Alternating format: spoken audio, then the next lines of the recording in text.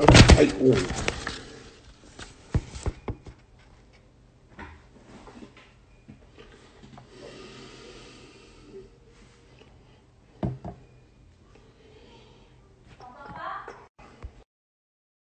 Voilà. Alors,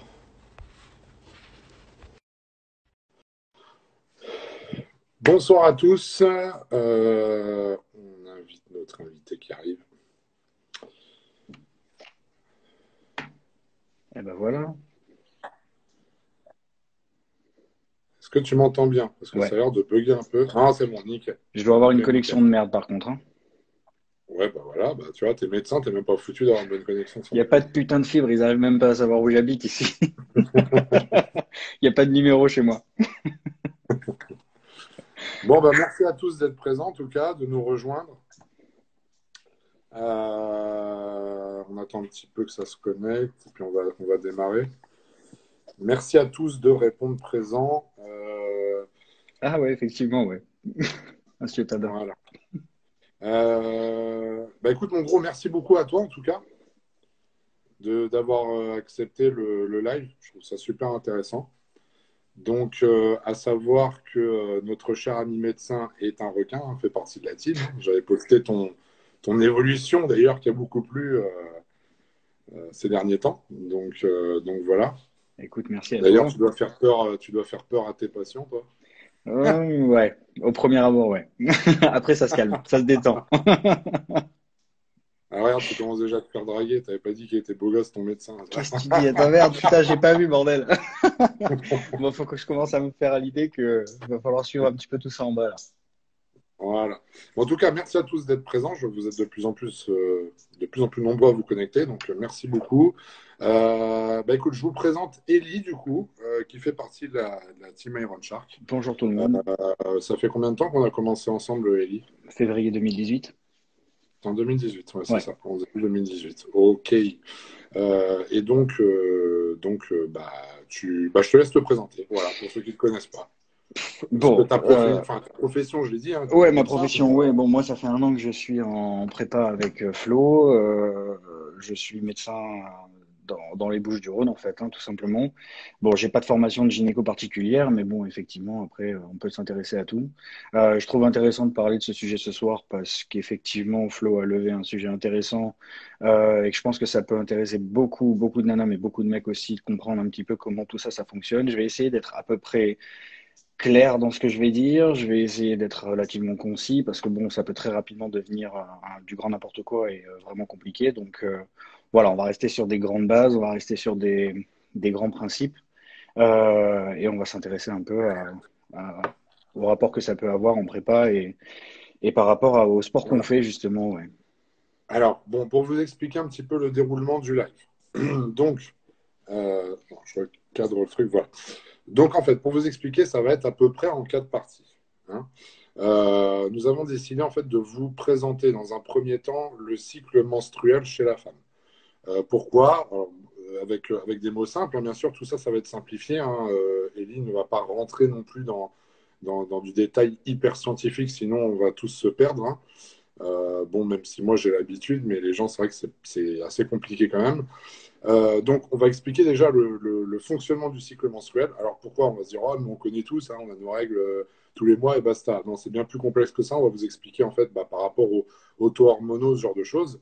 Et ça va vous permettre déjà de comprendre vraiment le fonctionnement de votre organisme, que ce soit pour les femmes, parce que c'est pas parce que vous êtes une femme que vous comprenez forcément comment votre corps fonctionne précisément. Donc, je pense que c'est très intéressant. Pour les hommes également, puisque ça peut être une part intéressante de connaître aussi bah, comment fonctionne le corps d'une femme. En deuxième partie, on va voir du coup les différents moyens de contraception utilisés. Voilà, donc on fera le tour de la question.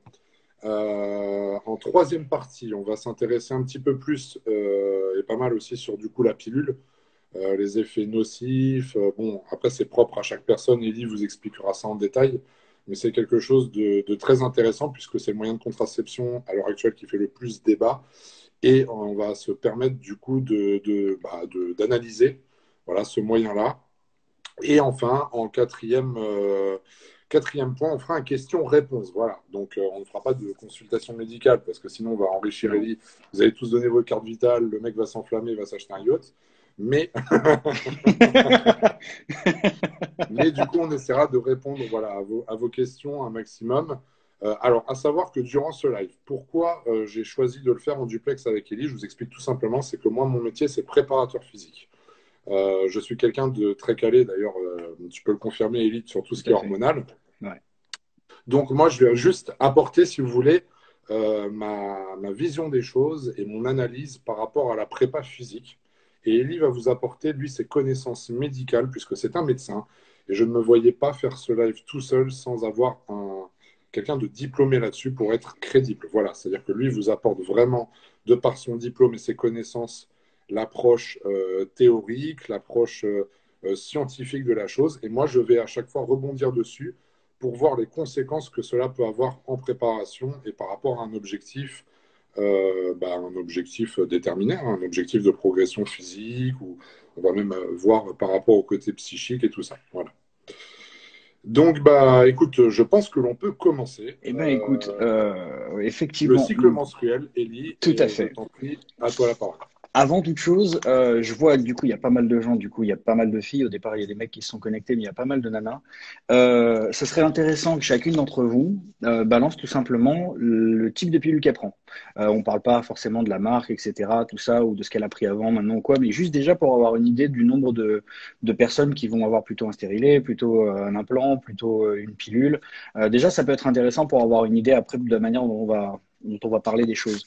Ensuite, deuxième petite chose, ce serait intéressant que chacun ou chacune d'entre vous essaie d'avoir un deuxième écran à côté pour avoir une base, parce que des fois, ça va peut-être être un peu compliqué de visualiser des courbes et des trucs comme ça. Et j'ai pas envie non plus de vous prendre pour des cons avec des mots débiles. J'ai envie que vous ayez un intérêt vraiment propre à vous intéresser à la chose. Donc, si vous pouvez sur Internet choper, juste vous tapez sur Google cycle menstruel et vous allez, ne serait-ce que sur Wikipédia, vous allez tomber sur une page, une photo, même vous allez dans Google Images, et vous allez tomber sur franchement un tableau qui va être simple, avec vraiment les courbes des différentes hormones pendant le cycle de la femme. Donc ça déjà, ça peut vous permettre d'avoir une base visuelle pour pouvoir visualiser ce dont je vais vous parler. Donc je vous laisse essayer de voir un peu ce que ça donne. En gros, la photo à laquelle je fais référence, alors, tu vois, Ellie, il y a beaucoup de personnes qui sont sous pilule quand même. Hein. Et je vois des stérilés, des stérilés. stérilés. Ouais, pas mal de stérilés d'ailleurs. Pilule, stérilés au cuivre. Ouais, tu vois, il y a énormément de stérilés qui reviennent. Hein. Ouais. Donc, grosso merdo, ça ressemble à un truc comme ça. Voilà. Ça, c'est à peu près la base, si vous pouvez avoir sur votre téléphone ou sur un écran à côté, de vous faire comprendre un peu tout ce dont on va parler. Donc là, tu leur dis quoi? Il faut qu'ils tapent le cycle menstruel. Cycle menstruel, vous allez sur Google Photos et vous allez avoir des images comme celle-là par dizaines. Des tableaux dans ce genre-là, il y en a 1 million, c'est toujours la même chose. C'est la variation des hormones dans le temps, tout simplement. Pilule, stérilet cuivre. Je sais que vu qu'ils regardent le live avec le portable, peut-être que c'est plus compliqué pour certains, mais si vous avez la possibilité de le faire, c'est pour ça. Essayez de prendre le tableau à côté. Bon, si Ellie vous dit ça, c'est que ça va être plus simplifié pour vous expliquer un peu le fonctionnement. Nathalie, il est intéressant ton cas. Ok, d'accord. Bon. Alors, grosso modo, donc vous le savez, votre cycle chez les femmes, il dure 28 jours. 28 jours et il va en gros être segmenté en 3 parties.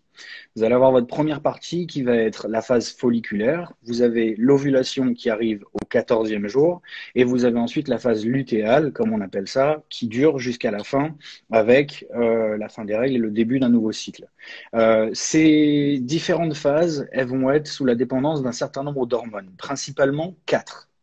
Il y en a 2 qui vont être régulées plus haut, comme je vais l'expliquer après, qui sont la LH et la FSH, l'hormone lutéinisante et l'hormone folliculaire. Bon, grosso modo, chacune va avoir une importance, et vous avez des hormones qui agissent directement plus bas au niveau ovarien, au niveau et dans le corps en général. Ça va être les oestrogènes et la progestérone. La première phase de votre cycle, en phase folliculaire, elle est en grande partie gérée par les œstrogènes. Et la deuxième phase de votre cycle, après l'ovulation, elle est en grande partie gérée par votre progestérone. Donc vous imaginez bien que si vous avez deux hormones différentes pendant le début et la fin du cycle, vous allez avoir aussi des effets sur le corps, psychologiques, etc., qui vont être vraiment différents en début et en deuxième phase. Parce que tout ça, c'est fait pour, en gros, l'anidation d'un œuf. Donc, si le but du jeu, c'est d'avoir un enfant et de féconder, il faut forcément qu'il se passe des choses en bas. Donc, ça va avoir un effet sur le corps entier et en gros sur l'appareil génital féminin. Donc, vous avez ces trois phases-là. Et comme vous pouvez le voir si vous avez l'image sous les yeux, vous pouvez vraiment individualiser des espèces de pics qui arrivent au niveau de l'ovulation. C'est normal. En gros, qu'est-ce qui se passe? Dans le corps humain, vous allez avoir trois axes, ou en tout cas trois étages. Vous allez avoir l'hypothalamus, qui est une partie du cerveau, qui va stimuler un deuxième étage, qui est l'hypophyse, et c'est une glande. Donc, elle va sécréter des hormones, la LH et la FSH dont je vous parlais auparavant, qui vont ensuite aller stimuler au niveau ovarien la sécrétion et tous les mécanismes qui vont avoir lieu au niveau de l'ovaire avec le follicule qui va se créer et la maturation, etc., grâce aux œstrogènes et à la progestérone en partie. Bon, j'ai mon petit pense-bête pour pas oublier un petit peu ce dont je dois vous parler. Donc, ce qui va se passer en bas, en grande partie, c'est qu'on va partir du début du cycle quand vous avez vos règles. Donc, vous avez une chute de vos deux taux d'œstrogène et de progestérone qui vont faire que vous allez avoir vos règles. Donc, ces règles, une fois que la muqueuse est partie au niveau utérin, vous allez avoir un début de cycle. Donc, toutes vos hormones, elles sont au plus bas. Ce qui va se passer, c'est que vous allez avoir votre taux de FSH, qui donc est sécrété par votre hypophyse, qui va avoir un certain seuil et qui va monter tout doucement. Arrivé à un certain seuil, il va déclencher la production au niveau de vos ovaires de plein de petits follicules. Et tous ces petits follicules, ils vont atteindre en fait une maturation différente selon chacun d'eux, mais il y en a un qui va être plus important que les autres, et c'est celui-là qui va maturer au fur et à mesure pour donner le follicule qui va produire un œuf, et c'est lui qui, en maturant et en devenant de plus en plus gros, va sécréter un taux d'œstrogène, ou en tout cas stimuler la sécrétion d'œstrogène, qui va avoir ce pic que vous avez au moment de l'ovulation, au 14e jour. Donc vous avez vraiment cette courbe qui monte et qui fait un grand pic et qui va être aussi, ou plutôt qui va activer la LH, qui va aussi monter et qui va permettre à la deuxième phase de se mettre en place. Pendant toute cette phase, qu'est-ce qui va se passer au niveau de votre muqueuse utérine? Vous allez avoir en fait, cette muqueuse qui va se développer avec une vascularisation qui va se faire, plein de petites glandes. En gros, ça va préparer la muqueuse à devenir de plus en plus importante. Elle grandit de quelques 0, quelques millimètres par jour. Et ça va devenir une muqueuse qui va apporter tout ce qu'il faut pour que l'œuf, au moment de l'ovulation, si jamais il y a une ovulation, il puisse venir s'installer là-dedans. Donc, vos taux, en fait, à ce niveau-là, vous avez donc votre estrogène qui va être progressivement de plus en plus important avec cet énorme pic au moment de l'ovulation qui va activer la LH et qui va donc ensuite passer en phase 2. En phase 2, qu'est-ce qui se passe? Vous avez votre follicule, une fois qu'il a éjecté son petit œuf, qui va se transformer. Il va se transformer et il va devenir autre chose et il va sécréter en fait une autre hormone, donc ça va être la progestérone. Et donc, il va activer cette production de progestérone, mais en même temps, vous avez vos œstrogènes qui vont progressivement rediminuer parce qu'on en a moins besoin.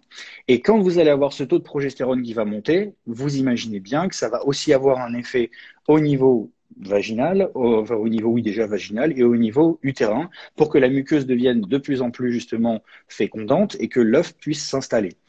Au niveau vaginal, ce qui va se passer, c'est que vous allez avoir l'influence des œstrogènes dans une première partie du cycle qui va transformer votre glaire. En fait, la glaire cervicale, c'est une substance qui est au niveau vaginal et au niveau du col de l'utérus, qui va plus ou moins laisser passer ou non vos spermatozoïdes, enfin les spermatozoïdes, pour la fécondation. Donc l'estrogène, il va agir là-dessus en faisant en sorte que le vagin devienne entre guillemets un bassin fertile pour les spermatozoïdes. Donc ça va changer le pH, ça va changer votre glaire et vous allez avoir les spermatozoïdes qui vont être plus ou moins fécondants ou pas. Alors qu'en passage à la phase donc lutéale, après l'ovulation, vous allez avoir un excès de progestérone qui va lui, au contraire, faire devenir la glaire beaucoup plus solide, gluante et donc beaucoup moins fertile pour le passage des spermatozoïdes. Donc vous avez bien compris qu'en fait, tout est fait pour qu'au début du cycle, vous soyez fécondante et qu'ensuite, on referme tout de manière à ce que, hop, c'est terminé, c'était l'ovulation, maintenant c'est fini et on est là pour nider en fait, vraiment pour la nidation. Donc ça, c'est ce qui se passe au niveau vaginal, c'est ce qui se passe au niveau de votre col. C'est donc pourquoi je vous dis tout ça, c'est parce qu'en fait, justement, la contraception, elle va agir sur toutes ces choses-là. C'est pas dans un, je vous parle pas de tout ça juste pour le fun. C'est qu'en fait, votre contraception, elle va agir à plusieurs niveaux. C'est-à-dire qu'elle va agir aussi bien en haut, sur un des étages, mais elle va aussi bien agir en bas, au niveau de la muqueuse en elle-même, mais aussi au niveau justement de cette glaire et de toutes ces choses-là. Donc la contraception, c'est dans ce sens-là que c'est important que je vous explique tout ça. Donc, en gros, là, on a vu que on avait ces cycles avec ces hormones qui vont avoir tendance à varier. Et effectivement, vous imaginez que ça va forcément changer tout un tas de choses au niveau de votre organisme. Euh, Puisque, bon, vos oestrogènes, ils ont quand même énormément d'influence sur... Alors, dis-moi. justement, je rebondis là-dessus, moi, par rapport au côté préparateur. Ouais, Je t'explique un truc. Donc, nous, on remarque surtout sur la préparation physique des femmes qu'on a justement une grosse rétention d'eau qui s'établit quelques jours avant que les règles arrivent. Alors, on dit enfin, du moins les gens qui ne se renseignent pas bien, disent oui, mais c'est à cause des oestrogènes, machin, blabla. En fait, pas du tout, parce que c'est le moment où ils sont en train de chuter. c'est ça. Donc, et moi ça je le savais depuis le début, en fait si vous voulez, si vous faites de la rétention d'eau à ce moment-là, c'est surtout que vous avez une augmentation qui se fait dans le corps parce que je crois qu'il y a une perméabilité qui se fait au niveau de l'eau et des protéines qui ont tendance à s'échapper un peu et le corps pour se protéger en fait augmente les taux par exemple d'aldostérone pour Ouais, retenir en fait dans l'organisme l'eau et les protéines, donc toujours dans le but du corps humain, c'est bien évidemment de vivre et de survivre. Voilà. ouais. Donc c'est dans ce but-là. Il faut savoir que les variations de poids, quelques jours avant les règles, peuvent aller entre 1 et 10 kilos à peu près. Hein. J'ai jamais vu de taux monter jusqu'à 10 kilos. Par Ouais, contre, j'ai déjà vu des femmes qui montaient jusqu'à 4-5 kilos. Ça peut arriver. C'est exactement pour ça aussi que dans mes suivis, quand je vous demande des fois, par exemple, quand je demande à quel moment vous avez vos règles, tout ça pour les femmes, c'est exactement pour ces raisons-là. Des fois, tu vois, je peux ne pas avoir changé de diète et d'un coup avoir une augmentation sur le poids qui est de 1 kg, 2 kg, 3 kg. Et quand je sais à quelle période c'est, par exemple, que la fille me dit, bah, tiens, je vais avoir mes règles dans 4 jours, en 5 jours, la semaine prochaine, tu vois, et ben, je ne change même pas la diète pour la simple et bonne raison qu'on sait que c'est une augmentation qui se fait et qui est naturelle. Il n'y a pas beaucoup moyen de la contrer. Le seul moyen en prévisible. fait, Hmm. de la contrer que vous avez, c'est de beaucoup vous hydrater. Ça, vous êtes très nombreuses à manquer d'hydratation. Les femmes, vous avez du mal à boire. Je ne sais pas pourquoi, mais je l'ai remarqué. Donc, c'est très, très important l'hydratation. Mais malgré l'hydratation, de toute façon, votre corps va amener un œdème qui est indéniable. On ne peut pas on ne peut pas lutter contre cet œdème juste en s'hydratant un peu plus. Voilà, il y a toujours une prise minimum de poids, une rétention d'eau qui se fait justement avec cette montée d'aldostérone. Donc, bon, et Effectivement. après, il y a d'autres hormones un peu plus complexes Ouais, aussi hein, qui rentrent en jeu, mais en gros, pour simplifier le truc, c'est ça. Donc, ça n'a rien à voir avec vos oestrogènes, mais c'est vraiment un cycle où le corps cherche à se mettre en protection à ce moment-là parce que l'eau et les protéines ont tendance à partir. Voilà. Donc, en gros, pour retenir ça pour votre survie, hein, tout simplement, ça cherche à le conserver. Voilà, ça c'était juste ma petite approche par rapport au cycle menstruel, par rapport à vos objectifs. Donc déjà, pour les filles, si vous avez une augmentation du poids sans avoir changé la diète, parce que vous êtes quelques jours avant vos menstruations, c'est tout à fait normal, c'est juste de l'eau, ça vient, ça repart, tout simplement. je crois que j'ai Euh, bugué. non, non, j'étais toujours moi. Ah, ça va alors. C'est bon? Ouais. Non? Ok. Donc voilà, le petit point que j'avais à rajouter. Écoute, Elie, on va passer du coup Alors, est-ce que c'est bien compris pour tout le monde? Dites-nous si vous avez bien saisi. Bon, tout ça, c'est un petit peu complexe, mais on pose les bases vraiment pour vous, comme l'a dit Elie, pour vous expliquer un peu la suite, le déroulement, comment fonctionnent les moyens contraceptifs. Et puis voilà, on va vous expliquer aussi d'autres choses. Juste avant d'entamer sur les moyens contraceptifs, je voulais juste aborder un petit point, Elie, savoir si tu étais d'accord avec moi. J'ai aussi remarqué en préparation physique que tu as toujours une différence. Tu sais bien qu'il y a un équilibre hormonal qui s'établit. Chez un homme, on sait qu'on a beaucoup plus de testostérone qu'une femme. Une femme a plus d'œstrogène. Il y a un équilibre qui se fait. Qu'est-ce que tu penses, toi? Alors, tu sais, tu as toujours certaines femmes qui ont tendance à plus vite perdre de la graisse, plus vite sécher, plus vite construire de la masse musculaire. Et on a aussi le cas chez les hommes, avec des hommes qui vont plus vite construire de la masse musculaire, plus vite sécher tout ça, et d'autres qui vont plus facilement prendre du gras, faire de la rétention d'eau, tout ça. Donc, est-ce que tu penses, toi, qu'il y a justement une différence génétique par rapport à cet équilibre hormonal entre une personne et une autre? Ça peut être intéressant parce que souvent les gens se posent la question. Alors oui, tu vas en avoir. Après, je ne sais pas si c'est génétique, c'est-à-dire je ne sais pas s'il y a un gène qui va déterminer une prise de masse musculaire ou autre, mais tu vas avoir tout un environnement hormonal et physiologique qui va faire que certaines personnes vont avoir tendance à prendre plus ou d'autres. On en parlait aujourd'hui.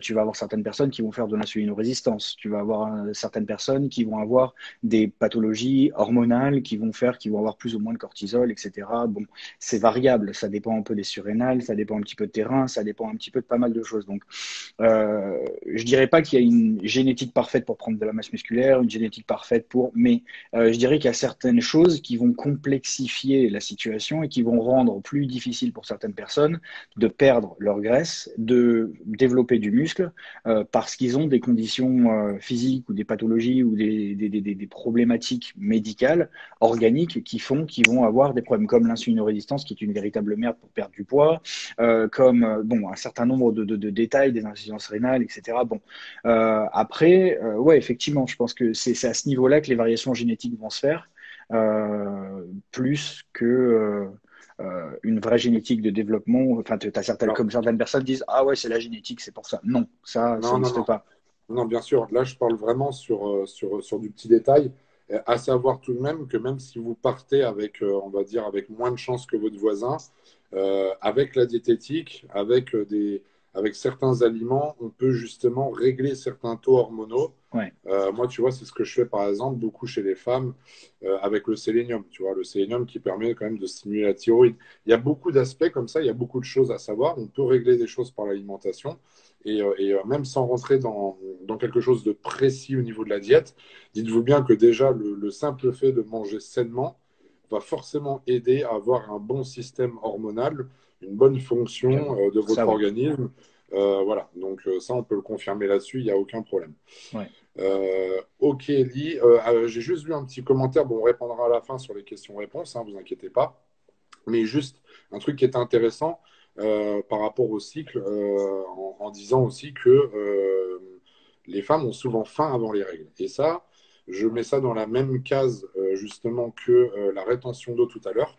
En fait, si vous voulez, c'est une augmentation des hormones. Alors par contre, je n'ai plus le nom précis par rapport à la faim, tout ça, parce que tout ce bouleversement d'hormones, d'augmentation de l'aldostérone, de tout ça, il y en a plusieurs en même temps, hein. Je crois que je ne sais pas combien il y en a Tout fonctionne en exactement, même mais il y en temps, a un de toute paquet. manière. Ouais. Et en fait, chaque hormone va stimuler quelque chose de précis. Donc, par exemple, la rétention d'eau, la faim, peut-être l'humeur qui va changer.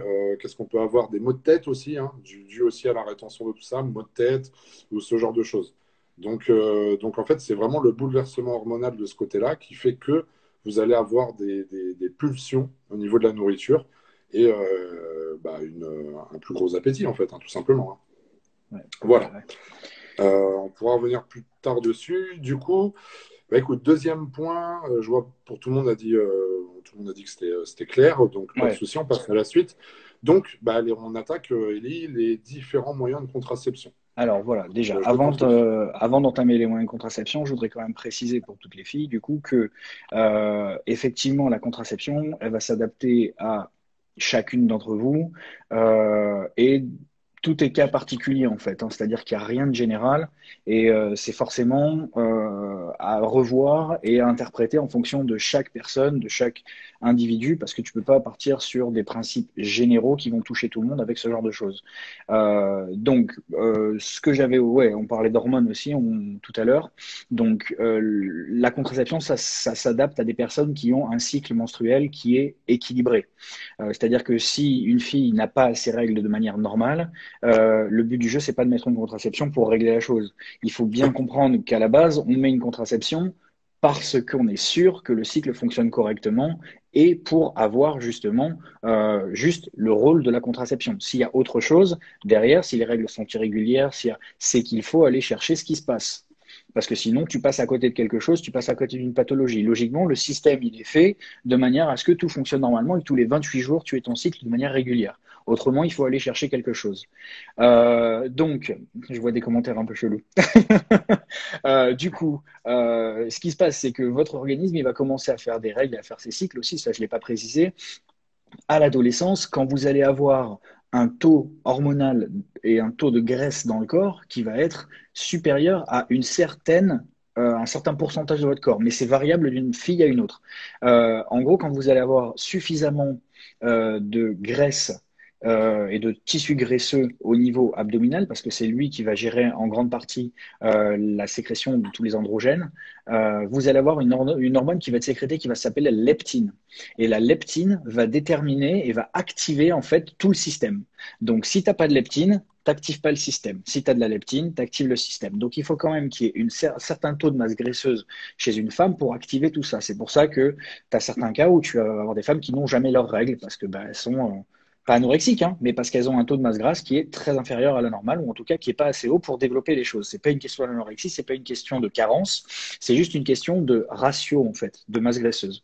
Donc ça, c'est important de le préciser. Je sais plus où je voulais en venir par rapport à ça. Excuse-moi, Dis-moi. je te coupe juste 2 secondes parce que je vais oublier après. C'est exactement pour ça, quand on me pose la question des femmes qui ont leur règle qui est coupée, par exemple, sur une préparation physique, c'est parce que justement, vous rentrez dans une phase de régime qui est assez hard. Ouais. Et bon, moi, j'ai pas eu trop le cas. J'ai quelques femmes qui ont certaines coupures, mais qui reviennent après en général. Ce n'est pas trop le problème.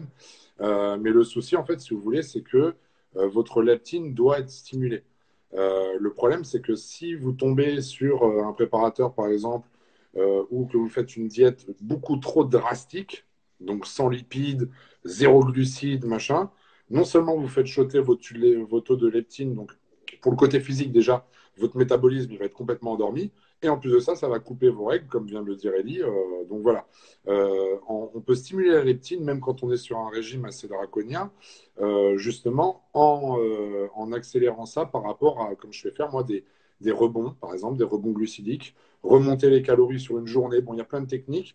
Et surtout, le plus important, vraiment le plus important pour les femmes, ce sont les lipides. Voilà. Et Exactement. pourquoi les lipides? Parce que, on vient encore de le dire, par rapport à la leptine, par rapport à beaucoup de choses, les lipides chez les femmes sont très importants parce que vous allez justement conserver vos taux hormonaux au maximum grâce à cela. Les femmes n'ont pas forcément besoin de beaucoup de glucides, vous n'êtes pas très réceptive aux glucides. Par contre, les glucides, en fait, si tu veux, c'est quelque chose que j'amène pour augmenter les calories, mais en soi, ils ne sont pas indispensables. Par contre, ce qui est réellement indispensable, ce sont les lipides. Super important. Voilà. Ouais. Donc ça, c'était juste mon petit aparté côté prépa. Donc ça, et juste une deuxième chose, il faut pas oublier que même si vous êtes des femmes, vous avez quand même de la testostérone dans le corps. C'est-à-dire que les hormones dont on parle, les oestrogènes, la progestérone, sont des dérivés de la transformation de la testostérone. Donc en fait, c'est tout un cycle d'enzymes qui transforme la testostérone et qui va transformer soit en oestrogène, soit en progestérone. La progestérone, je crois que c'est un dérivé, c'est à peu de choses près. En une ou deux transformations, on arrive à la progestérone, pour vous donner un ordre d'idée. C'est androgénique, hein, toute C'est façon. ça, c'est androgénique. Donc, vous avez de la testo, vous avez des oestradiol, et des oestrogènes, et vous avez de la progestérone. Donc, on a tous à peu près ça, mais c'est dans un certain équilibre. Et ces androgènes, ils sont aussi régulés par le taux de masse graisseuse aussi au niveau digestif, enfin abdominal. Donc, évidemment, les obèses, tout ça, etc., tu vas avoir de nouvelles problématiques qui peuvent s'installer. Juste pour dire, personnel shoppeuse, oui, j'ai vu apparemment, toi, le stress peut faire des choses. Donc, oui, le stress peut aussi modifier le cycle menstruel, mais pas forcément en permanence, hein. Sauf si tu es une angoissée de la vie et que tu dois stresser à mort du matin au soir, mais c'est surtout les chocs émotionnels et tu peux avoir un certain nombre de causes qui peuvent dérégler un peu le cycle. Donc voilà, maintenant qu'on a vu ça, on va aborder un petit peu les pilules et la contraception. Donc en gros, maintenant que vous avez compris vos hormones, où elles se situent et ce sur quoi elles jouent, on va pouvoir comprendre pourquoi est-ce que la pilule a été développée et de quelle manière est-ce qu'elle va aller agir sur votre corps. Donc, je ne sais pas si je commence par les types de contraceptifs. Non, peut-être pas. En gros, non, on va commencer par les hormones. En fait, les deux grands types hormonaux qui vont agir en termes de contraception, vous allez avoir donc finalement les œstradiols et la progestérone. Et on va vous les apporter artificiellement. Donc, soit vous avez des associations, ce qu'on appelle des œstroprogestatifs, vous allez avoir des œstrogènes et de la progestérone qui vont être apportés à votre corps, soit vous allez avoir des progestatifs seuls, des microprogestatifs ou des macroprogestatifs. Donc, dans la première case, quand vous allez avoir une association de œstrogène plus progestérone, vous allez avoir différentes concentrations, vous allez avoir différents dosages en fait, qui vont faire que vous allez avoir des microdosés, en fait des macrodosés. Donc, c'est aussi pour ça que vous entendez parler de première génération, deuxième génération, troisième génération. C'est parce qu'en fait, au fur et à mesure, on a fait évoluer un petit peu les choses et on s'est rendu compte que selon les générations, ça agissait plus ou moins mieux sur certaines personnes et certains cas de figure. Mais en gros, il faut toujours comprendre qu'il y a une dose d'œstrogène, une dose de progestérone. Et généralement, vous allez avoir une dose de progestérone assez constante avec une dose d'œstrogène qui va plus ou moins varier. Donc, si votre taux est le même pendant toute votre plaquette, on va parler d'uniphasique, en fait, monophasique. Si par contre, vous avez deux taux d'œstrogène dans votre plaquette, parce qu'il va changer en fonction de votre cycle avec la plaquette, on va appeler ça une biphasique et une triphasique, et il y a même des quadriphasiques. Vous allez avoir 4 changements du dosage des œstrogènes. Donc, vous, c'est intéressant de savoir quel type de pilule vous avez, si c'est une monophasique, biphasique, triphasique, si c'est des œstrogènes et de la progestérone, si c'est juste de la progestérone ou si c'est autre chose. Donc, en gros, le mode d'action de vos œstroprogestatifs, comme vous l'avez compris, si on ajoute de la progestérone et des œstrogènes, l'effet principal, c'est que ça va agir où? Là où logiquement c'est censé agir, à savoir au niveau de la glaire et au niveau de la muqueuse, au niveau du vagin. Ça agit un petit peu aussi au niveau de l'hypophyse, mais pas que. Donc, vous allez avoir la glaire qui va être, entre guillemets, avec ces hormones-là impénétrables, donc ça va empêcher le spermatozoïde de passer, donc c'est contraceptif, mais vous avez aussi la muqueuse qui va pas forcément être très adaptée pour une nidation, donc pareil, vous n'allez pas avoir de fécondation, et en fait ça agit sur ces choses-là tout simplement, et ça inhibe pas complètement les choses, mais ça empêche vos hormones naturelles de faire des pics en fait et de développer un certain nombre de choses pour que vous ayez justement une ovulation qui soit fécondante, etc. Donc le but de la contraception, c'est de vous empêcher d'être fécondante, tout simplement, en vous apportant des hormones que vous avez déjà. Et donc ça, c'est quand même finalement pas si, enfin c'est chimique évidemment, mais c'est quand même pas si chimique que ça. Et finalement, on peut comprendre un petit peu le fonctionnement.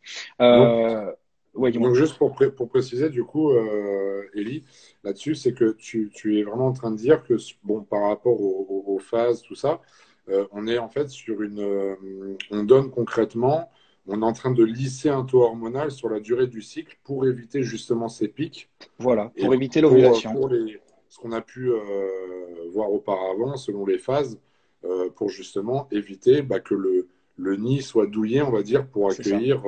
pour accueillir l'œuf. En gros, c'est ça, hein. C'est ça. En gros, c'est ça. Et donc, les oestrogènes vont transformer la glaire et vous allez avoir les progestatifs, non, les progestatifs qui vont jouer sur votre glaire puisqu'ils vont la rendre impénétrable et vous avez les oestrogènes qui vont empêcher l'ovulation. Parce que si vous n'avez pas ce pic, vous n'avez pas d'ovulation, tout simplement. Donc de l'autre côté, vous avez vos progestatifs seuls. Donc je pense qu'il y en a pas mal qui ont dû tester ce genre de pilules. Si je vous dis Cerazette, Desogestrel 75, des choses comme ça doit vous parler.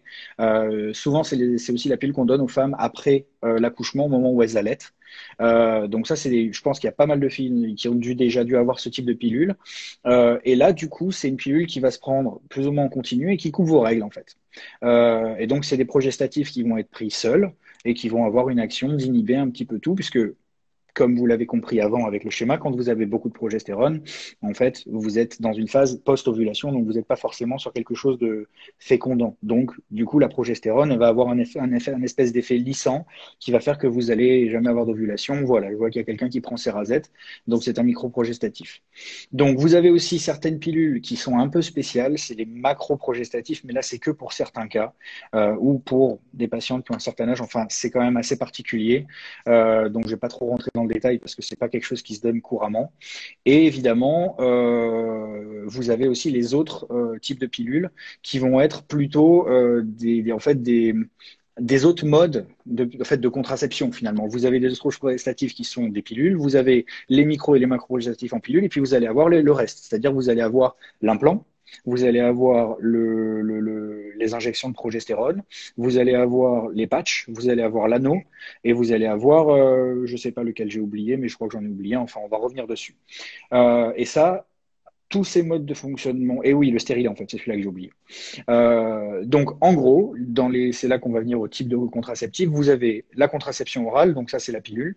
Vous avez le stérilet, et donc le stérilet, vous allez en avoir aux hormones.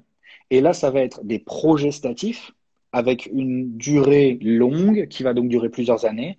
Et vous allez avoir le stérilet sans hormones au cuivre. Et là, on ne le sait pas exactement comment, mais c'est le cuivre qui va avoir une activité spermicide qui va détruire les spermatozoïdes et empêcher l'anidation. Donc ça, c'est le stérilet au cuivre, qui peut aussi maintenant être donné aux femmes qui n'ont pas eu d'enfants, c'est-à-dire les nullipares. Avant, on le donnait pas tellement aux jeunes filles parce qu'on évitait de mettre des stérilets chez des filles qui n'ont jamais eu d'enfants. Leur utérus est plus petit, on n'aimait pas trop ça, mais maintenant on le fait et on a même des stérilets adaptés à des tailles d'utérus pour femmes qui n'ont jamais eu d'enfants. Donc ça se fait beaucoup plus et c'est quasiment une première intention, beaucoup plus qu'avant, juste après la pilule, tu vois. Donc ça peut être intéressant. Le troisième mode de contraception, c'est l'implant. Et ben voilà, je vois quelqu'un qui a un implant depuis 18 ans. Et donc, effectivement, tu n'as plus tes règles depuis puisque c'est un progestatif. Et donc, ça, effectivement, c'est quand même pas mal pour certaines femmes. Il y a certaines femmes qui détestent ça parce que l'idée de plus avoir de règles, elles ont l'impression que ça y est, leur corps ne va plus. Donc ça, c'est l'implant. Ça se met au niveau du bras ici. C'est une injection, enfin, ouais, avec une espèce d'un dispositif qui est déjà tout fait. C'est hyper simple. Ça se met dans le bras. Tu touches plus pendant 3 ans. C'est fantastique. Enfin, ça, c'est vraiment bien. Mais encore une fois, c'est des progestatifs, donc il faut pouvoir les tolérer. Tu as le patch aussi, donc c'est un patch qui se colle une fois par semaine au niveau abdominal la plupart du temps. Et donc ça, c'est de la progestérone aussi. Et puis tu as l'anneau, mais ça l'anneau c'est œstroprogestatif, donc c'est les deux. Et l'anneau, c'est quand même pas le mode de contraception préféré des femmes, parce qu'effectivement, il faut l'enlever pendant les rapports, le remettre après, il faut les garder au frigo avant de les mettre. Et puis en plus, tu as quelque chose à l'intérieur du vagin, c'est pas souvent génial. Tu as aussi les injections retard de progestérone. Et ça, donc, c'est une intramusculaire de progestérone dans le cul, une fois toutes les 3 semaines, et puis on n'en parle plus. Et puis, effectivement, je vois quelqu'un qui a parlé de échure. Et donc là, ça, c'est plus la ligature des trompes. Et donc, c'est un mode de stérilisation définitive. Donc là, par contre, on rentre dans autre chose. Mais effectivement, c'est un mode de contraception. Et effectivement, après, il y a les autres modes de contraception, la capote, le retrait, la courbe de température. Mais enfin, ça, j'en parle même pas parce que pour moi, ça, c'est des choses qui sont à débattre et que effectivement, c'est quand même ceux qui ont montré le moins d'efficacité en termes de contraception. Donc, je sais pas si tu veux rebondir sur ce type de contraceptif, mais Bah, écoute, de toute façon, on va aussi rebondir sur, maintenant que tu as exposé vraiment le type de contraception qu'il y a, bah, de ton avis, bien sûr, en tant que médecin. Je pense que c'est important pour les gens de ce que tu préconises le plus. Bon, après, il n'y a pas de, j'ai envie de dire, il n'y a pas de vérité vraie. C'est propre à chacun, hein, comme on le dit à chaque fois. ouais. Mais, euh, mais d'exposer un petit peu les effets positifs, les effets négatifs, ce genre de choses. Non, on va y venir, ouais. Vous inquiétez pas pour tous ceux qui écrivent des questions ou quoi. Gardez Non, je bien suis en vos train de questions lire, au ouais. chaud. On fera une question-réponse à la fin, hein. On essaie de vous De exposer retrait un peu de les choses contraception. et vous inquiétez pas, sinon ça partira en cacahuète. Ouais. Donc, on va faire un bon question-réponse. Vous inquiétez pas pour ça. Ouais, je lis un petit Mais, peu tout ce que vous avez noté. moi, je prends des notes, hein, sur ce que vous avez mis. Ouais. Du coup, ce qui peut être intéressant, voilà, c'est de toi, ton point de vue, de ton expérience, des consultations que tu as pu faire. Qu'est-ce que tu préconises? Qu'est-ce que tu. Voilà, on parle vraiment Alors, sur l'aspect santé, sur l'aspect, tu vois, psychologique, sur l'aspect. Vraiment en prenant ça peut toutes jouer, ces ouais. facteurs. Il faut savoir, enfin, déjà, je pense que je vais en rassurer pas mal. Il faut pas croire que parce qu'on vous fait prendre la pilule en tant que médecin, ça veut dire qu'on valide tout, hein. Attention, on n'est pas là à dire que la pilule c'est révolutionnaire et que c'est magique et que tout le monde doit la prendre.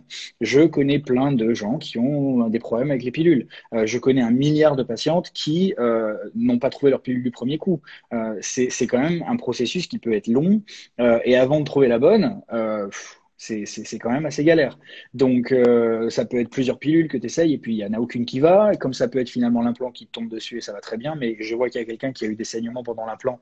C'est vrai que ça arrive et ça fait partie des effets secondaires des progestatifs, justement, c'est que tu peux avoir ce qu'on appelle des spottings. Et les spottings, c'est des saignements anarchiques, en fait, qui arrivent un peu n'importe quand. C'est pas des règles, mais tu vas saigner un petit peu tout le temps.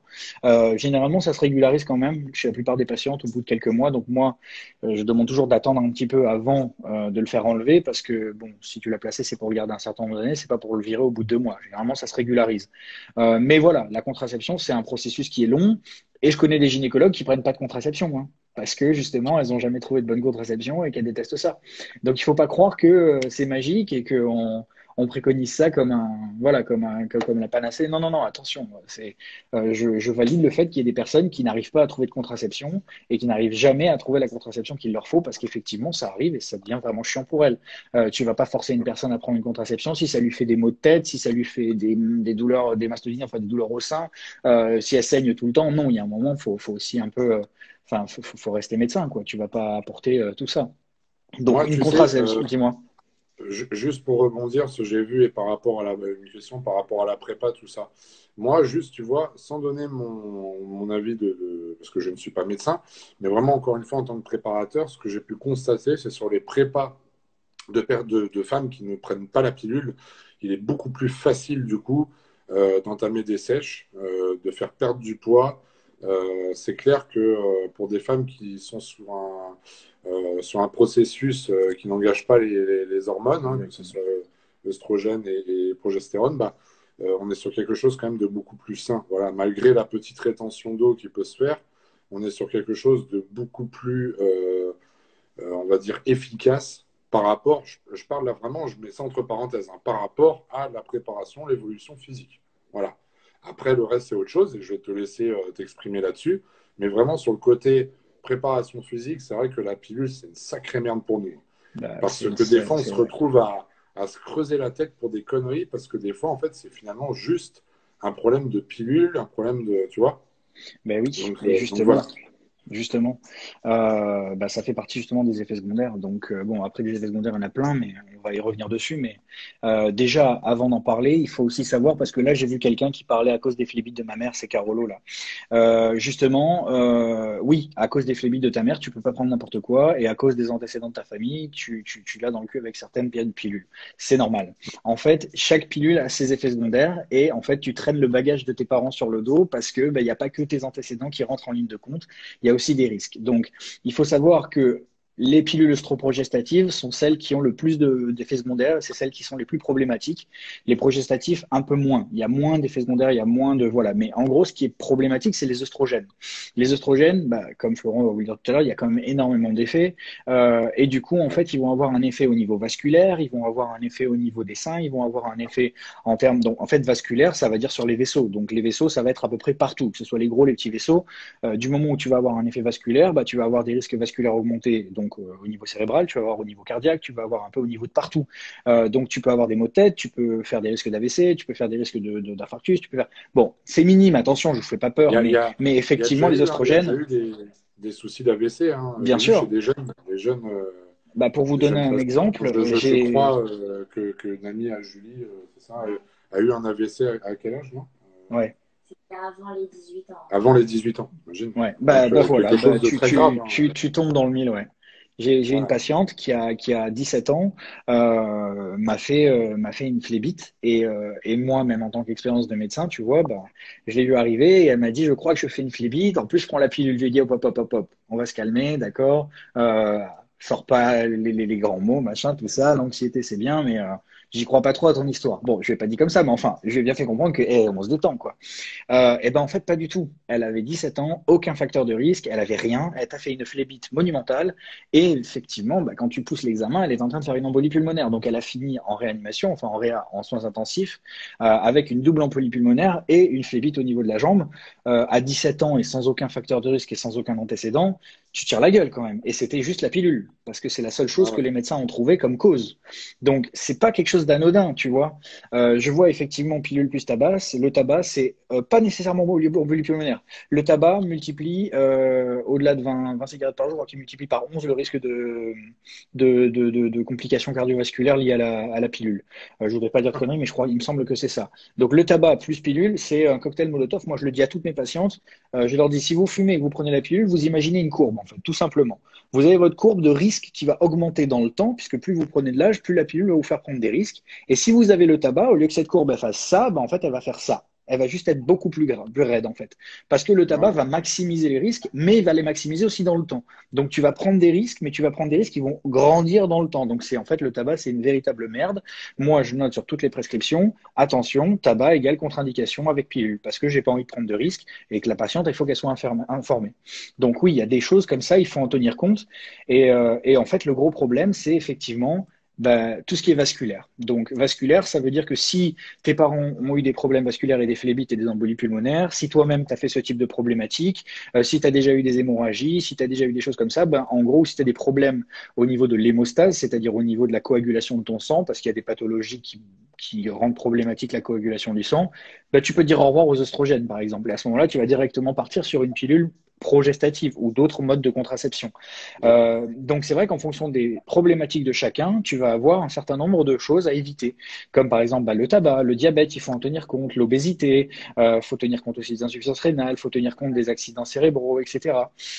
Donc ça, franchement, tu vois, il faut... merci Gaël. Donc il faut que tu fasses attention à tout ça avant de prendre une pilule. Et donc généralement, c'est pour ça que les oestrogènes sont contre-indiqués chez beaucoup de personnes. Au niveau des progestatifs, tu vas avoir beaucoup moins de problématiques. Il n'y a pas vraiment de contre-indication absolue. Simplement, bon voilà, il faut encore faire attention à tout ce qui est logique, c'est-à-dire les insuffisances hépatiques, le tabac, ces choses-là. Donc bon, et effectivement, après, je dirais la contre-indication principale, ça va être la tolérance. C'est-à-dire que si tu tolères mal quelque chose, il faudra l'arrêter. Mais ça se voit après l'avoir introduit. Donc voilà, quand tu introduis une pilule, il faut bien comprendre qu'est-ce que tu introduis et qu'est-ce que tu mets dans ton organisme parce que ça peut potentialiser des risques. Ça ne veut pas dire que tu vas faire des choses, mais ça peut potentialiser des risques. Euh, Peut-on perdre beaucoup de poitrine car j'en ai déjà pas beaucoup? Le fait d'arrêter la... Non, bon. Alors, les oestrogènes, ils jouent sur le volume mammaire. Il va jouer au niveau des canaux galactophores dans tes seins, en fait. Donc, plus tu as d'oestrogènes, plus ça va gonfler. C'est pour ça que les femmes qui prennent la pilule, au début, elles ont la poitrine qui gonfle. Mais après, en fait, quand tu repères ce que tu as pris, grosso modo. Tu vas pas perdre plus et pas prendre plus ou prendre moins, tu vois. Donc, et c'est pour ça aussi que tu as certaines femmes avec les oestrogènes qui, quand elles vont prendre la pilule avec des oestrogènes qui sont dosés et qui sont croissants, au bout d'un moment, quand tu atteins une certaine dose, elles vont commencer à faire des problèmes qu'elles font pas en début de cycle, mais qu'elles font en fin de cycle. Quand les oestrogènes sont plus élevés, elles vont avoir mal au sein, mal à la tête, etc. C'est des effets qui sont liés à l'augmentation de tes oestrogènes. Et une augmentation de la libido aussi. Parce que pendant le pic de l'ovulation, il faut Ah, savoir que vous, les filles, vous avez une augmentation de la libido à ce moment-là. alors tiens, et question qui est quand même importante, Ellie, qu'on m'a souvent posée comme question. Justement, par rapport même à la libido, est-ce que la pilule influe dessus? Bon, moi j'ai déjà la réponse, mais voilà, pour les gens. Est-ce que cela influe dessus? Est-ce que l'arrêt de la pilule change quelque chose? Parce que je pense que c'est important aussi, tu vois, tu soulèves un problème là.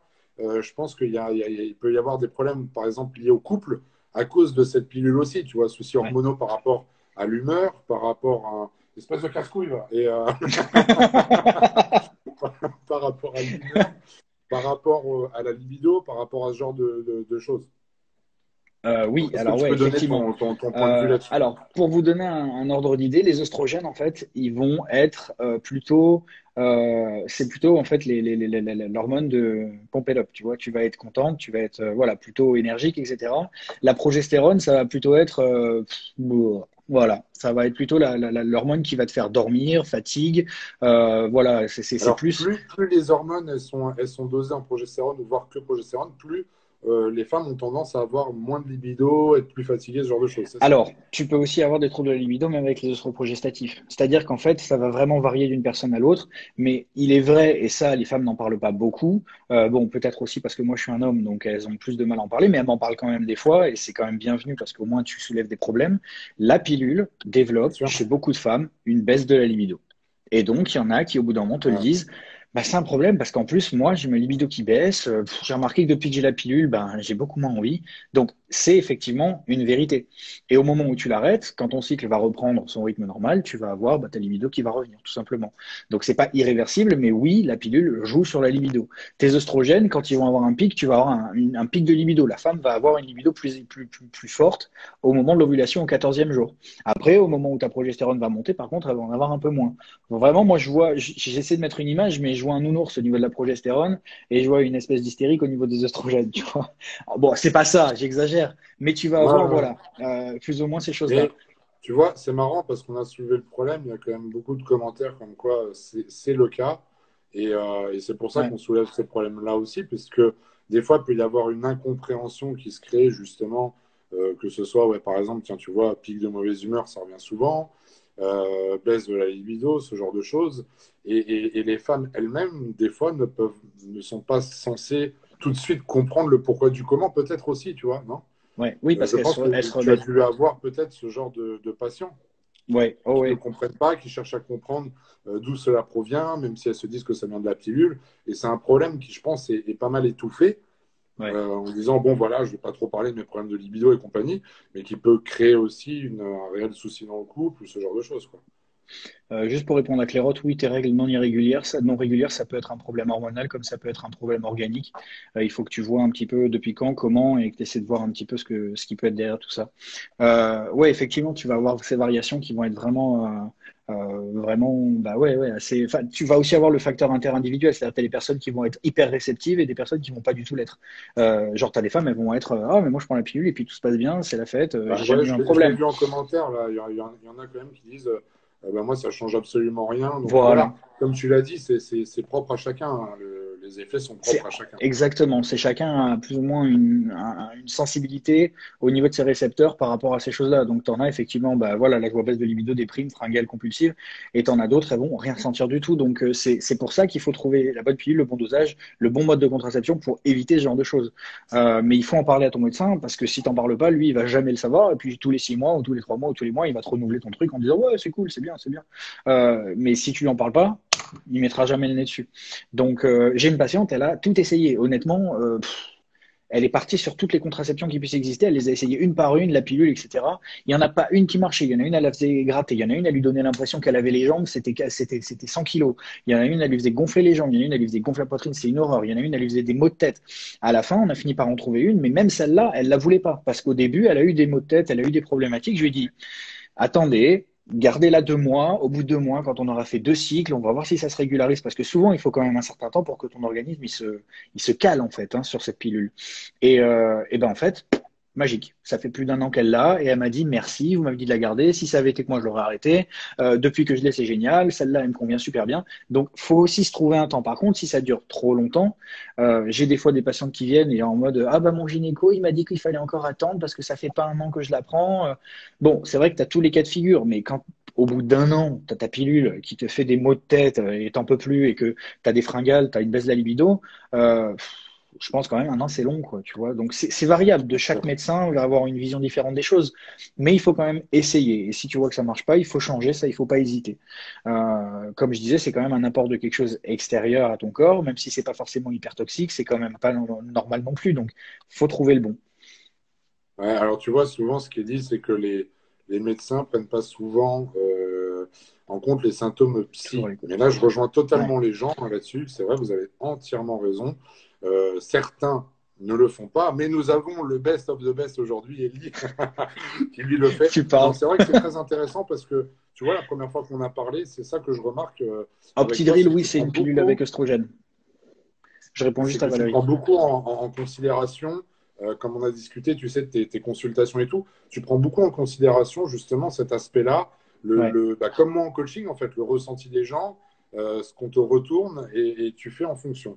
Donc ça, c'est très intéressant. Par contre, je rejoins les gens sur, voilà, c'est pour ça que j'ai soulevé le problème, parce que je pense qu'il y a beaucoup, lié à la pilule, je pense qu'il y a encore beaucoup de tabous un peu ouais, là-dessus. ouais, Je ne suis pas un expert, mais toi, en tant que médecin, je pense que tu dois le voir. Je pense qu'il y a quand même pas mal de tabous parce que finalement, de nos jours, on t'éduque de cette façon-là. Voilà, tu veux un contraceptif, bah, tu vas prendre la pilule et puis c'est tout, quoi. Tu vois ouais, et c'est quelque chose, je pense, qu'il faut actuellement changer parce que lorsqu'on voit les effets négatifs. Tu vois, depuis tout à l'heure, on parle quand même d'AVC, on parle de Ouais. problèmes de libido, on parle de problèmes de saut d'humeur, on parle ça fait quand même beaucoup de soucis, tu vois. Bah Alors, oui. quel est ton avis, Élie, par rapport justement, exemple, sur les contraceptifs qui sont non hormonaux, donc par exemple le stérilet en cuivre? Alors, bah, ça serait bien que ce soit magique et que je te dise, waouh, c'est fantastique, ça marche super Ouais. bien. Alors, Justement, on est là pour voir effectivement, vraiment ça les, marche les- bien. les avantages et les inconvénients. Alors, il faut savoir que toutes les pilules ont à peu près aujourd'hui, tous les modes de contraception, pardon, ont une activité qui est à peu près similaire. C'est-à-dire que tu vas pas en avoir une qui va être bien plus efficace qu'une autre. On appelle ça l'indice de Pearl. L'indice de Pearl, comme la perle en anglais, c'est un indice qui permet d'évaluer l'efficacité de ta pilule. En gros, c'est tu suis 1000 femmes pendant un an et tu calcules le nombre de grossesses qui a eu lieu sous pilule. Donc, en gros, une femme, 1000 jours multiplié par voilà. 360, enfin 1000 femmes un jour multiplié par 365 et tu calcules le nombre de grossesses. Elles ont toutes à peu près un indice de Pearl qui est équivalent, mais qui va varier plus ou moins. Et tu vas avoir surtout une efficacité qui va varier en fonction des oublis, en fonction des retards quand il s'agit de la pilule, parce que tu as plein de femmes qui la prennent mais qui l'oublient, qui ont des retards, et c'est une Ouais. catastrophe. Ça va varier aussi en fonction de certaines femmes, tu as des grossesses sous stérilet, alors que pour autant, le stérilet est censé marcher très très bien. Pour en revenir à ta question, il n'y a pas de contraception idéale. Le contraceptif sans hormones, ça va être le stérilet au cuivre. Et le stérilet au cuivre, malheureusement, ben, il est la plupart du temps extrêmement bien toléré, mais tu as des allergies aussi, et tu as des intolérances, mais tu as aussi surtout le fait que le cuivre va faire que tu vas avoir des règles plus abondantes et plus longues. Donc, chez les Ah. femmes qui ont déjà des règles longues et des règles abondantes, si tu mets un stérilet au cuivre, voilà, tu vas, comme il y en a qui le disaient, règles très abondantes, je finis en anémie, je fais des malaises. Faut aussi en tenir compte. Mais effectivement, sur un point de vue hormonal et pour une femme, si tu tiens compte du fait que elle est censée avoir ses hormones qui sont régulées de manière naturelle, avoir un contraceptif sans hormones, ça reste quand même une idée qui semble beaucoup plus naturelle, quoi, entre guillemets. C'est vegan, c'est bio, c'est magnifique. Mais tu vas avoir des effets secondaires. Donc, il faut aussi en tenir compte et ça va pas être adapté à toutes les femmes. Donc, tiens, je Et, vois, j'ai fait une allergie à ça. Pour te donner un exemple, un autre exemple, moi j'ai une patiente, on a mis 6 mois à comprendre qu'elle était intolérante au cuivre. 6 mois, en fait. et alors, Elle est c'est quoi même les plus. symptômes?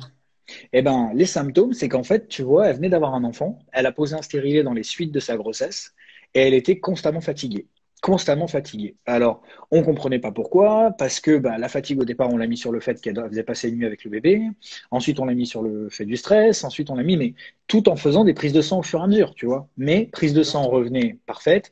On a poussé les explorations parfaites. Il y avait un truc qui changeait à un endroit. On a poussé, on a même fait un scanner, on a fait la totale. Et c'est que au bout de plus de 6 mois, que en parlant avec justement bah, elle et son mari, c'est des patients que j'adore, hein, et ben ils m'ont dit mais tu savais en fait on y a réfléchi à la maison et on s'est rendu compte que ça a commencé après qu'on ait posé le stérilet. J'ai dit eh ben putain je savais pas ce détail-là. Et en fait, le stérilet, du coup, j'ai dit, bah, il faut vite le faire enlever par la gynéco parce qu'on a tout fait, on a tout exploré, on a fait des scanners du corps, on n'a rien trouvé. Parce que quand tu as une nana qui est fatiguée en permanence du matin au soir et qui a des ganglions et qui est, au bout d'un moment, tu finis par penser au pire, quoi, tu vois. Et en fait, elle a retiré le stérilet du jour au lendemain, elle allait bien. Donc, le stérilet lui provoquait fatigue permanente, sans autres gros symptômes. Elle n'avait pas des boutons, des rushs, des trucs, mais vraiment cette fatigue constante et complètement inhabituelle, bah, ça a été suffisant pour pouvoir aller, tu vois, explorer et rechercher ce qui se passait. Donc, des fois, c'est pas si simple, hein. Des fois, c'est pas si simple, mais il faut, voilà, pousser, il faut chercher. Parce que si tu passes à côté, ben, après, la nana, elle va garder pendant 5 ans sa fatigue et puis on va jamais comprendre d'où ça vient. Donc, ouais. Perte marron, horrible, grosse fatigue, perte de libido. Perte marron, c'est les spottings. Horrible douleur pendant les Bah, rapports, ouais. horrible, non, non, peut-être pour toi, mais pour d'autres personnes, ça peut être aussi quelque chose de bénéfique. Ouais. Euh, bon, je vous préviens juste tous qu'il reste 2 minutes de live, on va le relancer, hein, mais c'est que ça coupe au Ah bout ouais. d'une heure. Ah oui, c'est vrai. Ça coupe au bout d'une heure, donc je vais le relancer et ça, de toute façon, les lives seront rediffusés pendant 24 heures. Je vais le laisser sur mon, Putain, sur il va mon y avoir compte. ma gueule sur Internet pendant 24 heures. Ah oui, c'est pas beau, mais bon, on fait avec. Bon, tu sais, il se met dans la Stérile gueule. au cube, ça servait mon acné. Bah, je vais Oui, te dire qu'il y l'acné, c'est a, la question qui revient, les ouais, qui boutons par revient rapport à beaucoup, l'arrêt hein. de la pilule. Qu'est-ce que tu en penses, toi? C'est quelque chose de courant ou pas alors? Alors, l'acné, alors, à l'époque, tu as des pilules qui étaient données pour contrer l'acné. C'était les pilules de troisième génération, mais il y a eu beaucoup de problèmes justement de vasculaires, etc. Donc c'est pour ça que la pilule de troisième génération avait été arrêtée parce que on avait dit qu'effectivement on la donnait trop par rapport à des problèmes d'acné et que ça provoquait un certain nombre de problématiques. Donc maintenant on le fait beaucoup moins, mais c'est vrai qu'il y a des moments où il y a des gynécos et des médecins qui donnaient des pilules pour l'acné. Mais c'est pas bon ça. Donc, mais effectivement, l'acné, vu que ça va être en partie dépendant justement du système hormonal, tu vas pouvoir faire plus ou moins d'acné en fonction de ce que tu prends. Ouais. Marmite sous pilule et me disant, j'essaie de dire un maximum parce que si ça va couper, après on va perdre tout ça. Oui, bah, de toute façon, n'hésitez pas à poser vos questions quand on complexe fera que celle. vraiment le question-réponse. Et oui, par contre, Laurie, oui, effectivement, ça prépasse sous pilule, ça a dû être beaucoup plus dur que sous stérilé, quoi. Alors oui, tu vois, moi, pour rebondir là-dessus, c'est vrai que moi, par rapport à la préparation des femmes, comme j'ai dit tout à l'heure, c'est beaucoup plus facile de préparer une femme qui n'est pas sous pilule qu'une femme qui est sous pilule. Après, attention, Ouais. il y a des exceptions. Hein, il y a des exceptions. Mais en général, c'est vrai que on a tendance, si tu veux, à c'est facilité vraiment quand il n'y a pas de prise de pilule. Hein. Et l'aspect de la peau. Pourquoi t'as vu? Ah oui, c'est la cuisine. Je mets de l'eau dans la bouteille, je vois y a rien. J'ai faim encore. Moi aussi, j'ai la dalle. Comme Raphaël.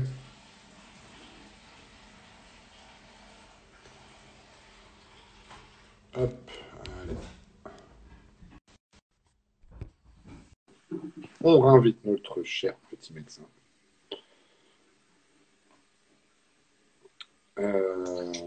On a entendu ta blague de merde. Hein. Voilà, bah t'en voilà, c'est bon. Ouais, on a entendu ta blague. Hein. Ah merde. Bah, c'est drôle, non?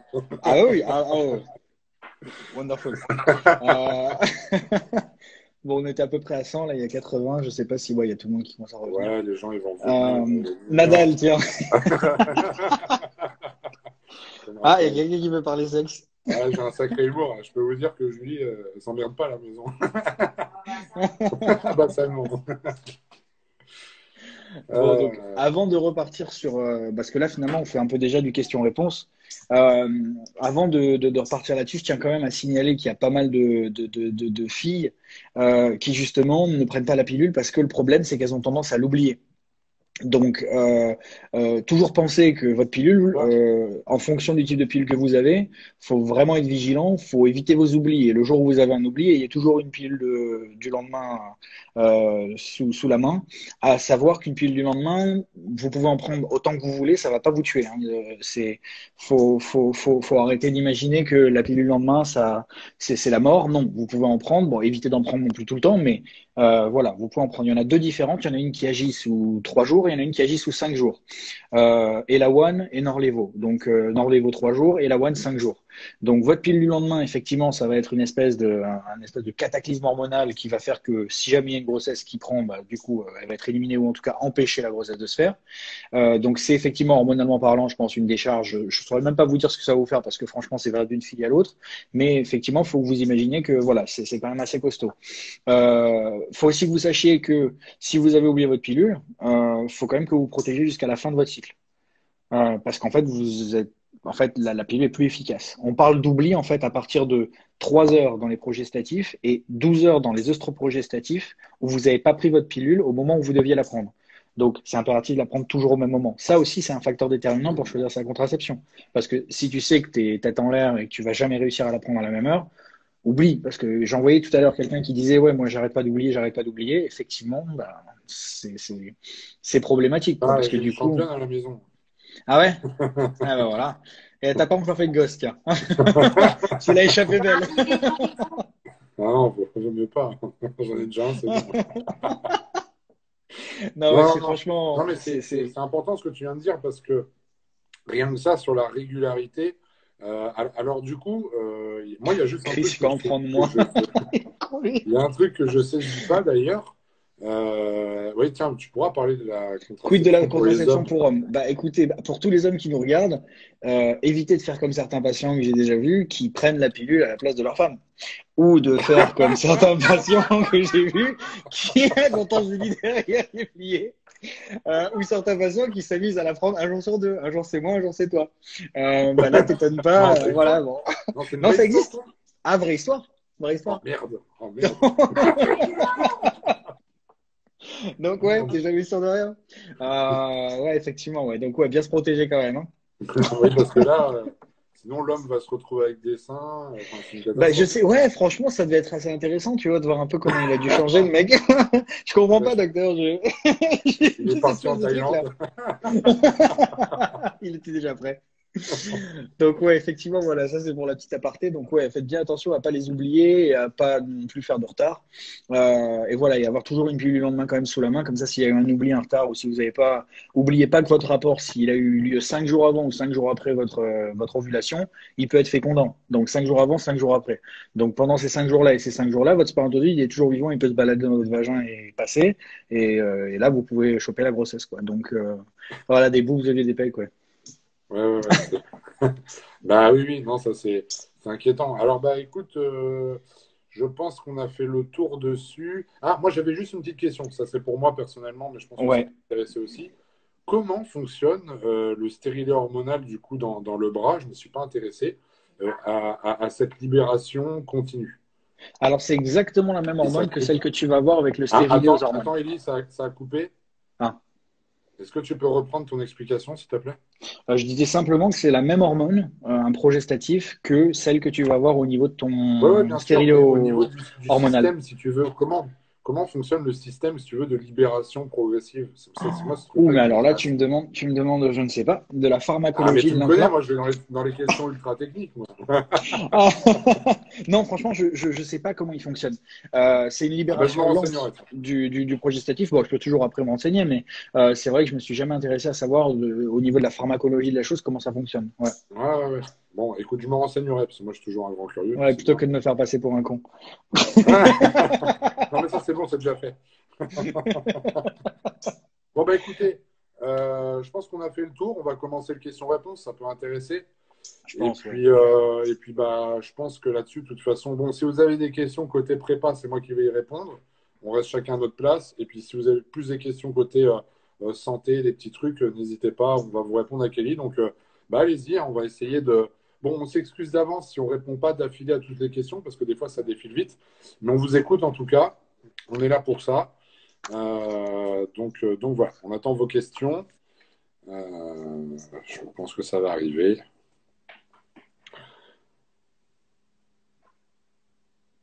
Alors, bah tiens, Ellie, je pense que celle-là est pour toi. Hein. Asthme et Asthme et pilule, tu penses pilule. que ça peut jouer? Non, j'ai pas de. Posez la question, Flo, non, j'ai pas de lien particulier entre asthme et pilule. Enfin, c'est un peu bizarre, c'est étrange. Dans quel sens est-ce que tu dis ça en fait? Tu penses que depuis que tu as pris la pilule, tu fais de l'asthme? Alors, Euh, attends, je te coupe 2 secondes, Ellie. Pour Dis-moi. les questions, s'il vous plaît, au lieu de les mettre en commentaire et qu'on les perde, essayez, vous avez un petit icône avec un point d'interrogation là. Et en fait, vous pouvez mettre votre question, comme ça on peut les mettre à la suite et on ne perd pas le fil sur les questions. Donc, s'il vous plaît, répétez vos questions dans ce petit onglet-là. Et comme ça, moi, j'affiche les questions auprès de tout le monde. Donc, tu vois, par exemple, j'en ai reçu une.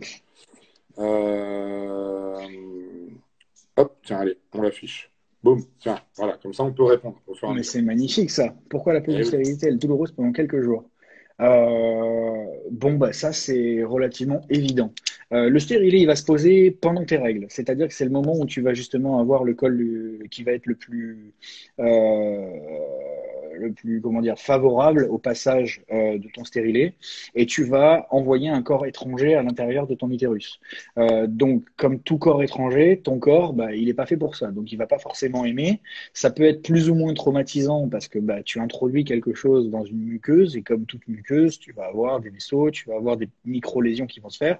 Donc ton stérilet, le temps qu'il se place et le temps que ton corps l'accepte, il va se produire une inflammation, une petite réaction inflammatoire à ce niveau-là. En tout cas, voilà, c'est tout simplement en fait une réaction mécanique, hein. Le temps que le corps s'adapte à ton stérilet et que le processus peut être parfois traumatique. Tu as des femmes qui sentent rien et ça passe extrêmement bien, et tu as des femmes qui peuvent ressentir quelque chose. Merci pour ta réponse, Thierry. Allez, je prends les suivantes. On sait très bien, vous posez vos questions d'affilée, c'est bien. Hop, tiens, mon petit Romain.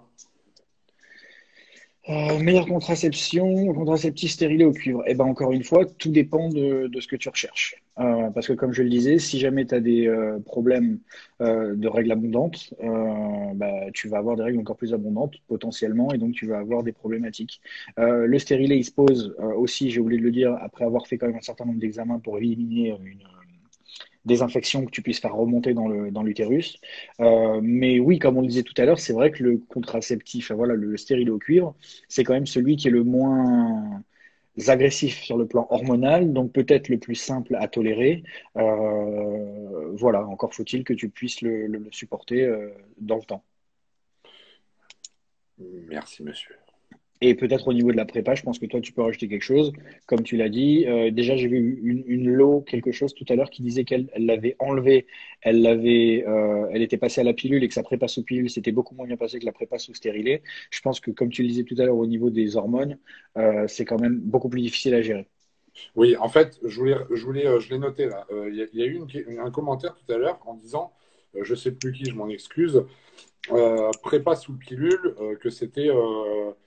Est-ce qu'on peut quand même faire une prépa sous pilule malgré en fait bah, cette prise et si la diète en fait ne pouvait pas changer tout de même la donne par rapport à la perte de poids, ce genre de choses. Alors, moi, je vais vous dire clairement en tant que préparateur, quand vous avez une pilule, que vous avez de mauvais symptômes, que vous avez des problèmes à perdre du poids, ce genre de choses, si vous ne réglez pas le souci hormonalement parlant, on peut mettre toutes les diètes du monde possible, c'est un truc de fou, ça ne bouge pas. Moi, en fait, si vous voulez, dans la façon de faire, je ne demande pas forcément au début le moyen de contraception utilisé, parce que en soi, comme on l'a dit, c'est propre à chacun. Donc, il n'y a pas besoin forcément d'avoir ce détail-là dès le début. Par contre, si je vois justement qu'avec la diététique, au bout d'un moment, il y a quelque chose qui ne bouge pas, je vais effectivement avoir une approche beaucoup plus poussée de ce côté-là, avec même des prises de sang, avec beaucoup de choses, hein, parce que je vais m'intéresser à la fois sur la contraception utilisée, mais je vais aussi m'intéresser sur est-ce que la thyroïde fonctionne bien, est-ce qu'il n'y a pas justement un problème bah, par rapport à l'insuline aussi, comme on l'a dit, hein, la sensibilité à l'insuline, tout ça. Donc, je vais me pencher vers d'autres soucis. Mais ce n'est pas la priorité, étant donné que vous êtes toutes différentes de ce point de vue-là. Par contre, si vraiment il y a un blocage, même en bougeant la diète, en faisant le nécessaire, en jouant avec les lipides, les glucides, machin, que vous êtes bloqué en essayant plein de choses, comme une diète cétogène, essayer une diète cyclique, essayer de mettre du cardio, l'enlever, je veux dire, voilà, il y a plein de techniques, en fait, si vous voulez, pour relancer le métabolisme et faire augmenter la leptine, comme on l'a dit tout à l'heure. Si toutes ces techniques-là ne fonctionnent pas, c'est réellement que vous avez un problème hormonal derrière. Et c'est très intéressant de faire des prises de sang, de savoir quel contraceptif vous prenez, et pour ensuite améliorer les choses. Par contre, là où je mets un petit stop aussi, c'est que le préparateur physique comme moi pourra vous aider et vous aiguiller par rapport à la diète, par rapport à... Bon, moi, je sais que, tu le sais bien, Elie, je fais faire des prises de sang, je Ouais. recherche des choses, mais après, de gérer le problème hormonal que vous avez, ce n'est plus du domaine du préparateur physique. Pourquoi? Parce qu'on est dans le domaine quand même médical. Donc, à partir du moment où vous allez trouver la solution avec un médecin, un endocrino, ce genre d'expert ou gynéco ou quoi, mais bon, l'endocrino, si vous avez des problèmes hormonaux, vous allez régler la situation. Une fois que la situation est réglée, là, le préparateur physique peut prendre le relais pour de nouveau vous mettre sur le bon chemin par rapport à un objectif physique. Voilà.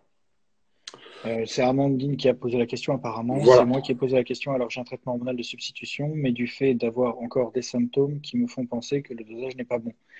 Là, effectivement, ça devient quand même assez spécifique, hein. Faut que enfin, je sais pas quel traitement de substitution tu as et pourquoi et comment, mais là, ça devient ouais, quand même assez technique, je pense, pour répondre à cette question. Enfin, c'est Toi, quand même pour les assez prises de délicat, sang, hein. vous parlez, faut-il rechercher la prise de sang? Ben, moi, en général, je fais rechercher tout ce qui est, bon, après au niveau sanguin, hein, Alors, hématocrite, machin, tout ça. ouais, Mais tu sais quoi, je vais moi, j'ai mon avis de préparateur, mais je te laisse intervenir, Elie, sur le Avant sujet. même, avant même de répondre à ça, je voulais juste rajouter, c'est d'où l'utilité d'être hyper rigoureux dans la diète que tu fais avec ton préparateur. Parce que si tu fais n'importe quoi à côté, lui, il va tourner en bourrique pendant des siècles avant d'essayer de comprendre ce qui se Exactement. passe, voire même envisager qu'il y a des problèmes médicaux, alors qu'en fait, c'est toi qui fais de la merde de ton côté au niveau de ta diète. Donc, si tu veux, c'est très important justement d'être hyper rigoureux là-dessus pour que si ça ne marche pas, tu puisses envisager que bon, c'est pas la diète qui déconne parce que la diète, elle est respectée à la lettre. Donc, il y a autre chose au-dessus. Et si c'est autre chose au-dessus, il faut aller chercher du côté médical, etc. Donc, en fait, c'est une procédure en plusieurs étapes. C'est que tu essayes des choses, ça marche pas. Tu essayes autre chose, ça marche pas. C'est comme en médecine. Tu arrives à Et, un moment, tu vas dire, bon, il y a forcément autre chose parce que si tout ce que tu as essayé, ça marche pas, c'est qu'il y a autre chose. et en fait, tu vois, tu soulèves un point important. C'est pour ça que dans toutes mes stories, mes lives, à chaque fois, je ne cesse de le répéter qu'il faut absolument suivre la diète et ne pas mentir à son préparateur parce que Ouais. peut-être qu'un préparateur lambda va s'en foutre et va dire bon, bah, c'est bon, tant pis, et puis on avance comme ça. Mais moi, par exemple, j'ai cette notion en fait de me dire bon, si ça n'a pas fonctionné, c'est que le problème se situe autre part. Et moi, je vais chercher sur le fonctionnement de la thyroïde, sur des taux hormonaux, sur beaucoup de choses, et je vais creuser, creuser, creuser. Et il y a plein de fois où je me suis fait avoir parce que j'ai creusé pour me prendre 3 mois après, à l'arrêt d'un coaching, un message me disant, au fait, Flo, j'ai oublié de te dire, mais c'est vrai, j'avoue, je t'ai menti, j'ai pas suivi Voilà. la diète pendant que je me plaignais. Bah, tu vois, un truc comme ça, tu te tritures le crâne à chercher quelque chose de spécifique, et au final, le problème de base était juste la diète. Donc vraiment, Ouais. c'est super important. Après, c'est compliqué pour eux aussi, je me mets à leur place, c'est que des fois, tu as aussi des préparateurs qui font des diètes de psychopathes avec moins de 1000 calories par jour pour les nanas parce qu'ils ont l'impression qu'il faut qu'elles ne mangent pas beaucoup pour perdre du poids. Et au final, elles tournent en bourrique, elles ne savent pas à qui faire confiance. Elles prennent un peu plus au niveau diète, elles vont manger un peu plus de leur côté sans oser le dire. Donc, tu vois, c'est un aspect super compliqué. Mais si vous êtes confiant de votre préparateur et si vous avez pris un engagement avec lui, eh ben, respectez un maximum. Après, vous êtes grand pour savoir si le préparateur vous emmène sur la bonne direction ou pas. Ça se ressent. Et s'il vous emmène sur la mauvaise direction, c'est à vous de faire les bons choix aussi. Voilà, tout simplement. J'ai envie de vous dire que maintenant, avec les réseaux, avec les on-deal et tout ça, ça va quand même très vite. On sait très vite qui est bon ou non. Mm. Voilà, donc c'est vrai que même moi, je travaille quand même avec des personnes très qualifiées. Hein. Même avec toi, Elie, on a souvent des discussions aussi. Donc, C'est vrai. même c'est moi qui te prépare, hein, donc tu vois bien aussi ma façon de travailler. Donc, prenez le Je temps l'ai de pas poser les choisi par choses, hasard.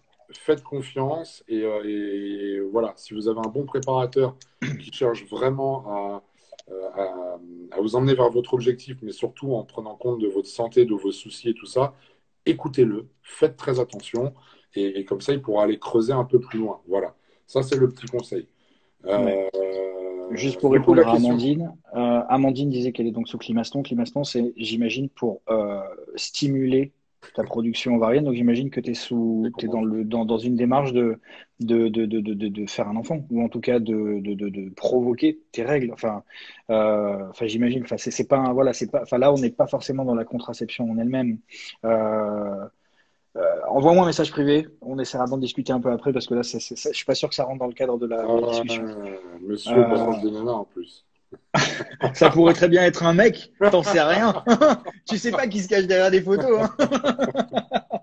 Hein. Attends, on va faire ça. Donc, alors, conséquence de l'arrêt des règles sur le corps après et pendant une prépa. Bah, en fait, ça n'a pas vraiment de conséquences. En fait, c'est seulement si c'est long.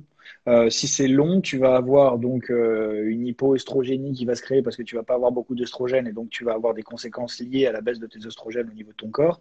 Mais du coup, ça va être au long terme. Tu vas pas avoir de conséquences immédiates. Le simple fait que ton corps se mette en stand-by, c'est parce que bah, tout simplement, c'est comme une hibernation en fait. Hein. Ton corps, là, il a plus besoin, il sent bien qu'il n'est pas en capacité de pouvoir faire un enfant, donc ça sert à rien pour lui d'engager tout un processus au niveau procréation. Donc il se met au repos, tout simplement. Et une fois que tu repars, bah, les choses reviennent à la normale. C'est encore une fois juste une question de ton taux de leptine qui va descendre, remonter, tout se met en stand-by et puis après ça revient.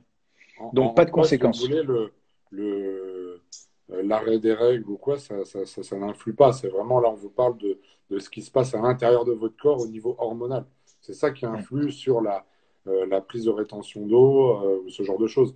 Moi, j'ai eu le problème, Non, j'ai mais rencontré le ouais. problème avec mes bikinis. Tu vois, par exemple, en prépa à Colmar, ce genre de choses, où j'ai des nanas qui se sont retrouvées à être sur le pic de la rétention d'eau dans la dernière semaine avant la compète, voire la veille, tu vois. Donc c'est très compliqué Ça à me parle. gérer. Voilà, et là je te parle vraiment sur des préparations naturelles et compagnie, tu vois.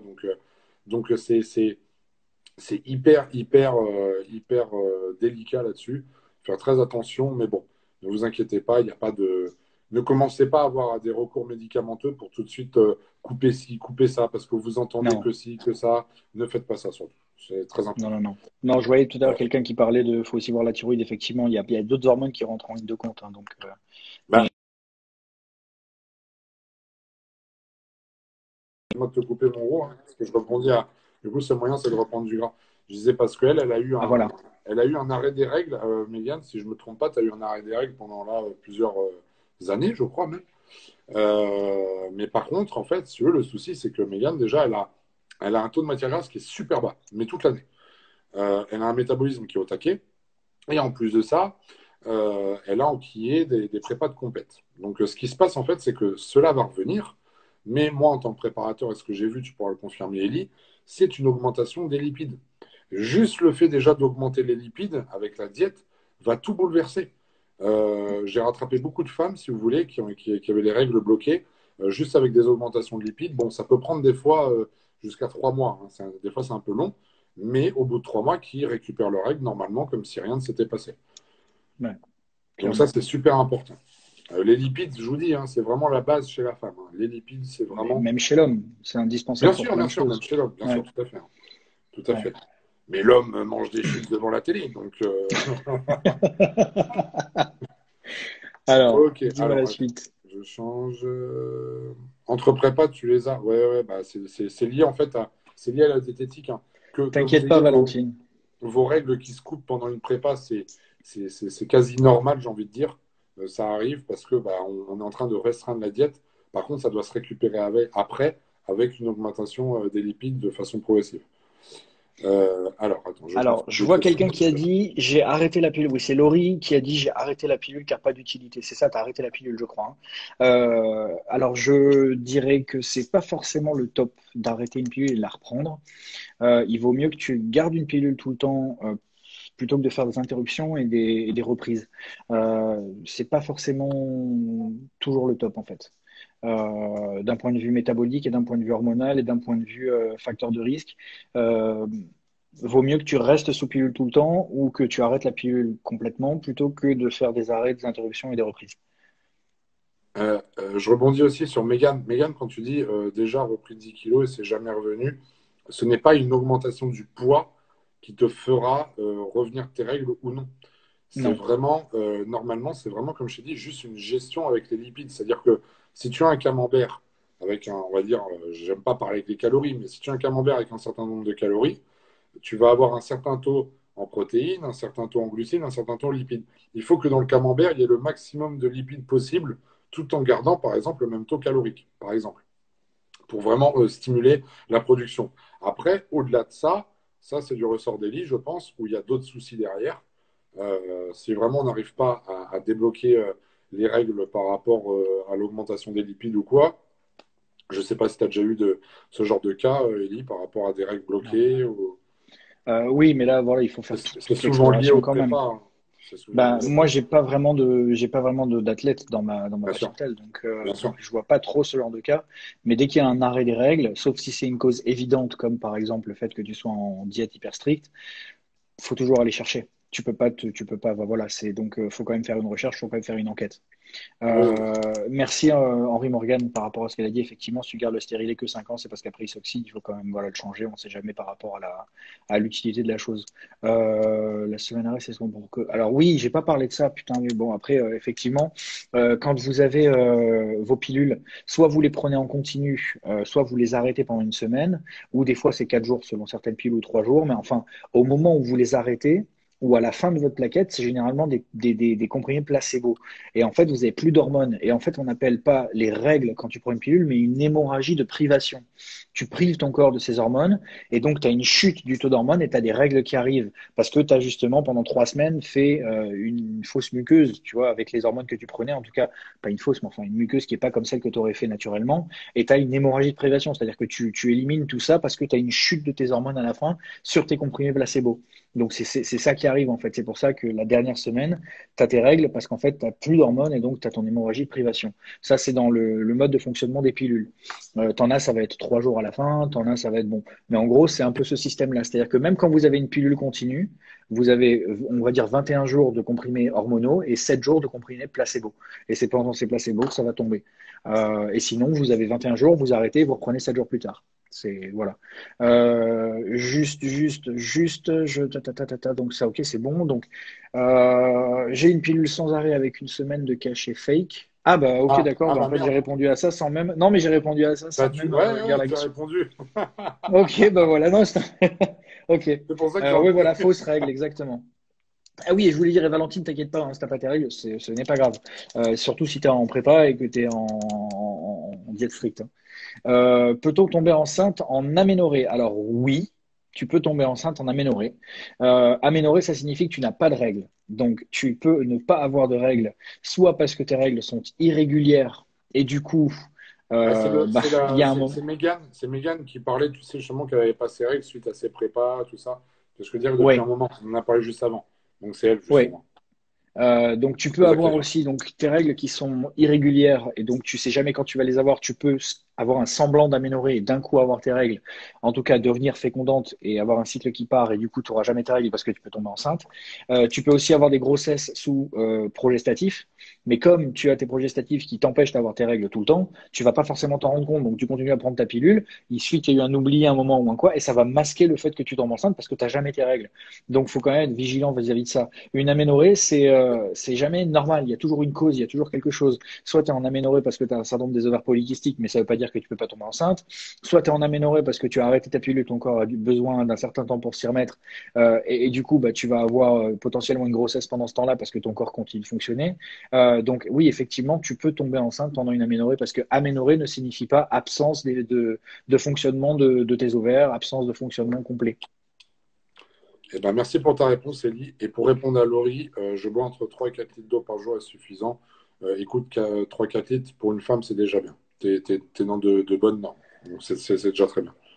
C'est déjà très bien. Mais bon, trois Oui, quatre j'avais litres lu tout d'eau. à l'heure. Pardon.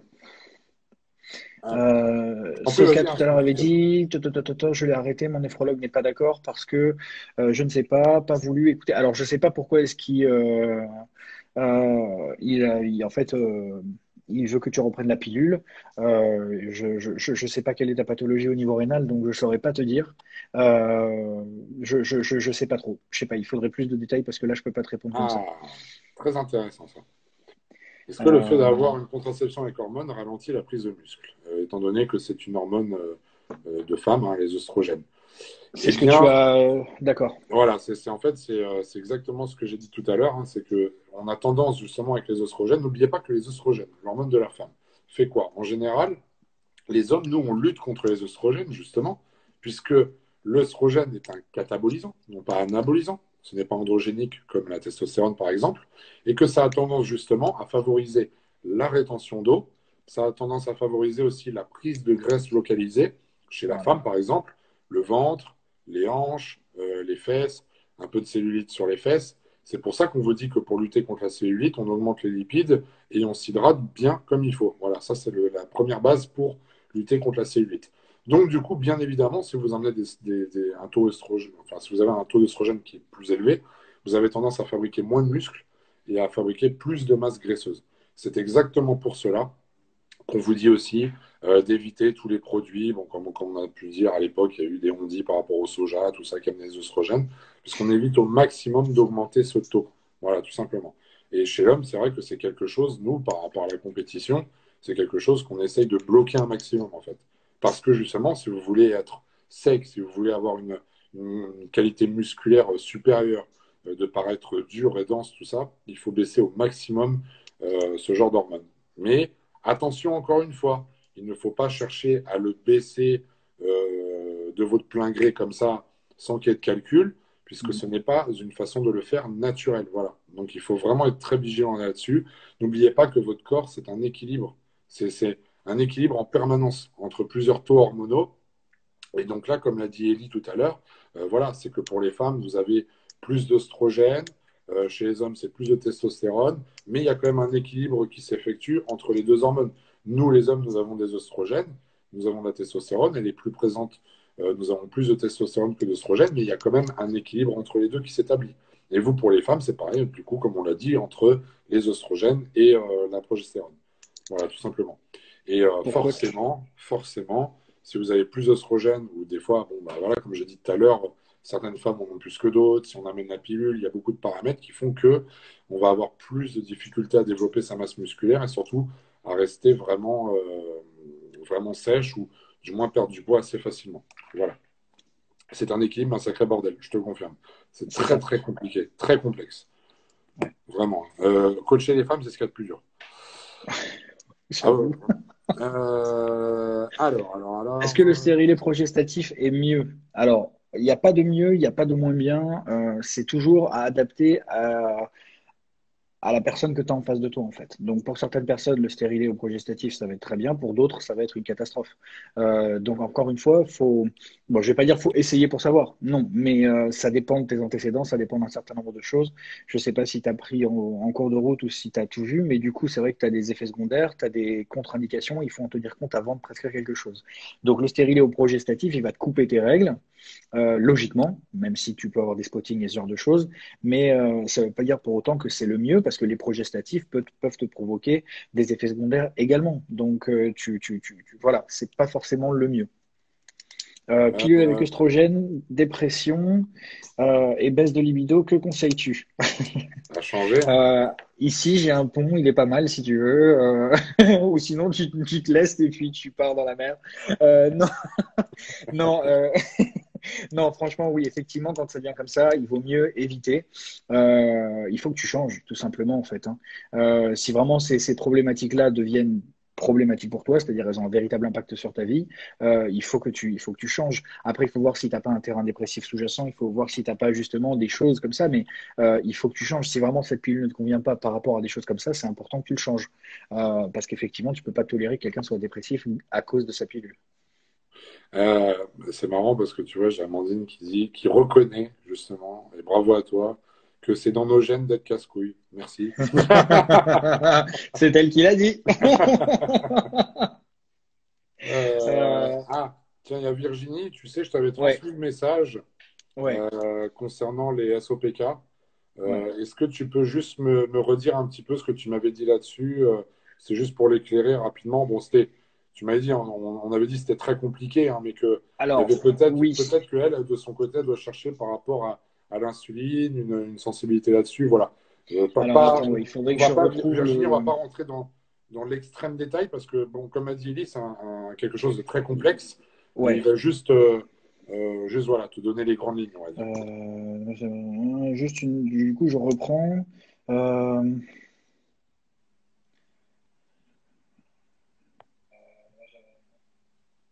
Qu'est-ce qui se passe? je reprends le message que tu m'avais envoyé par Ah! rapport au SOPK. D'accord, ok, ok. On va dire que ça Euh, bug. Bah, juste, si tu peux, Virginie, à la limite, Virginie, si tu peux réécrire ce que tu m'avais écrit, parce que j'avais Non, c'est transmis. long, c'est long.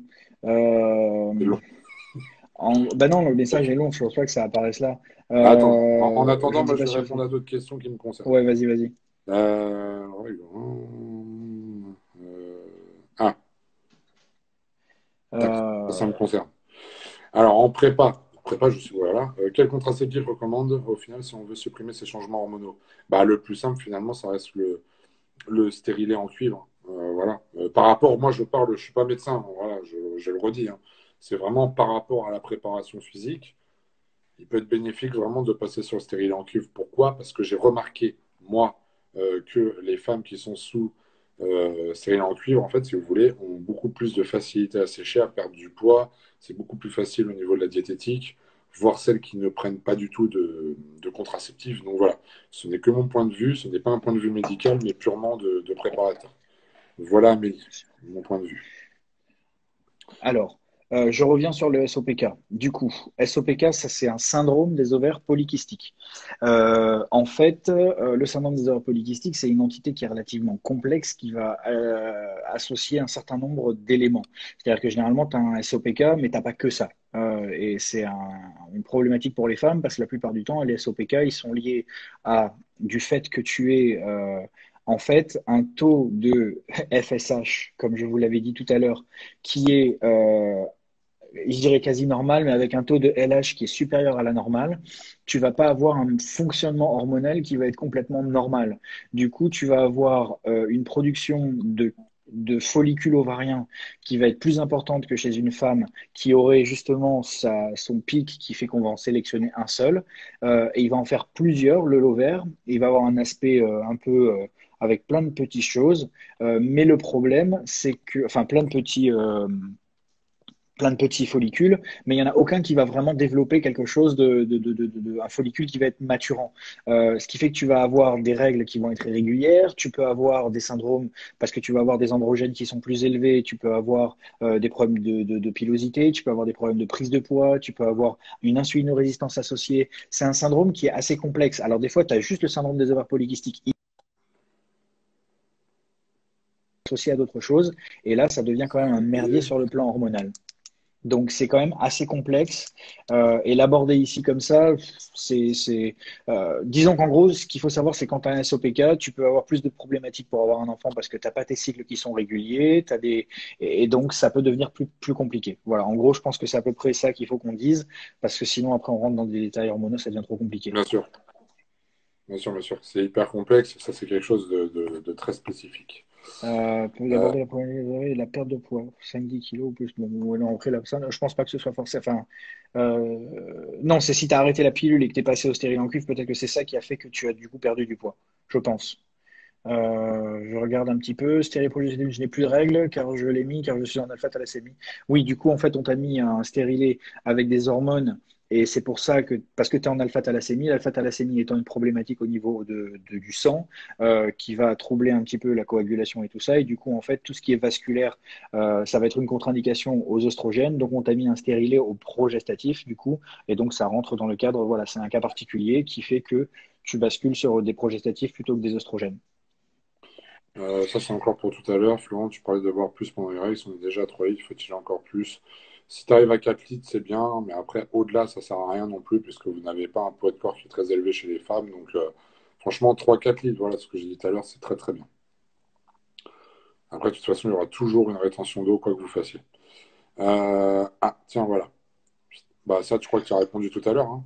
Pourquoi on dit que l'on a des fausses règles quand on est sous pilule? Oui, exactement, c'est ça. Ouais. Parce que du coup, c'est des hémorragies de privation, c'est pas Voilà vraiment ce des règles. que tu avais Ouais. dit. Ok, allez. Euh, alors. Ah, tac, voilà.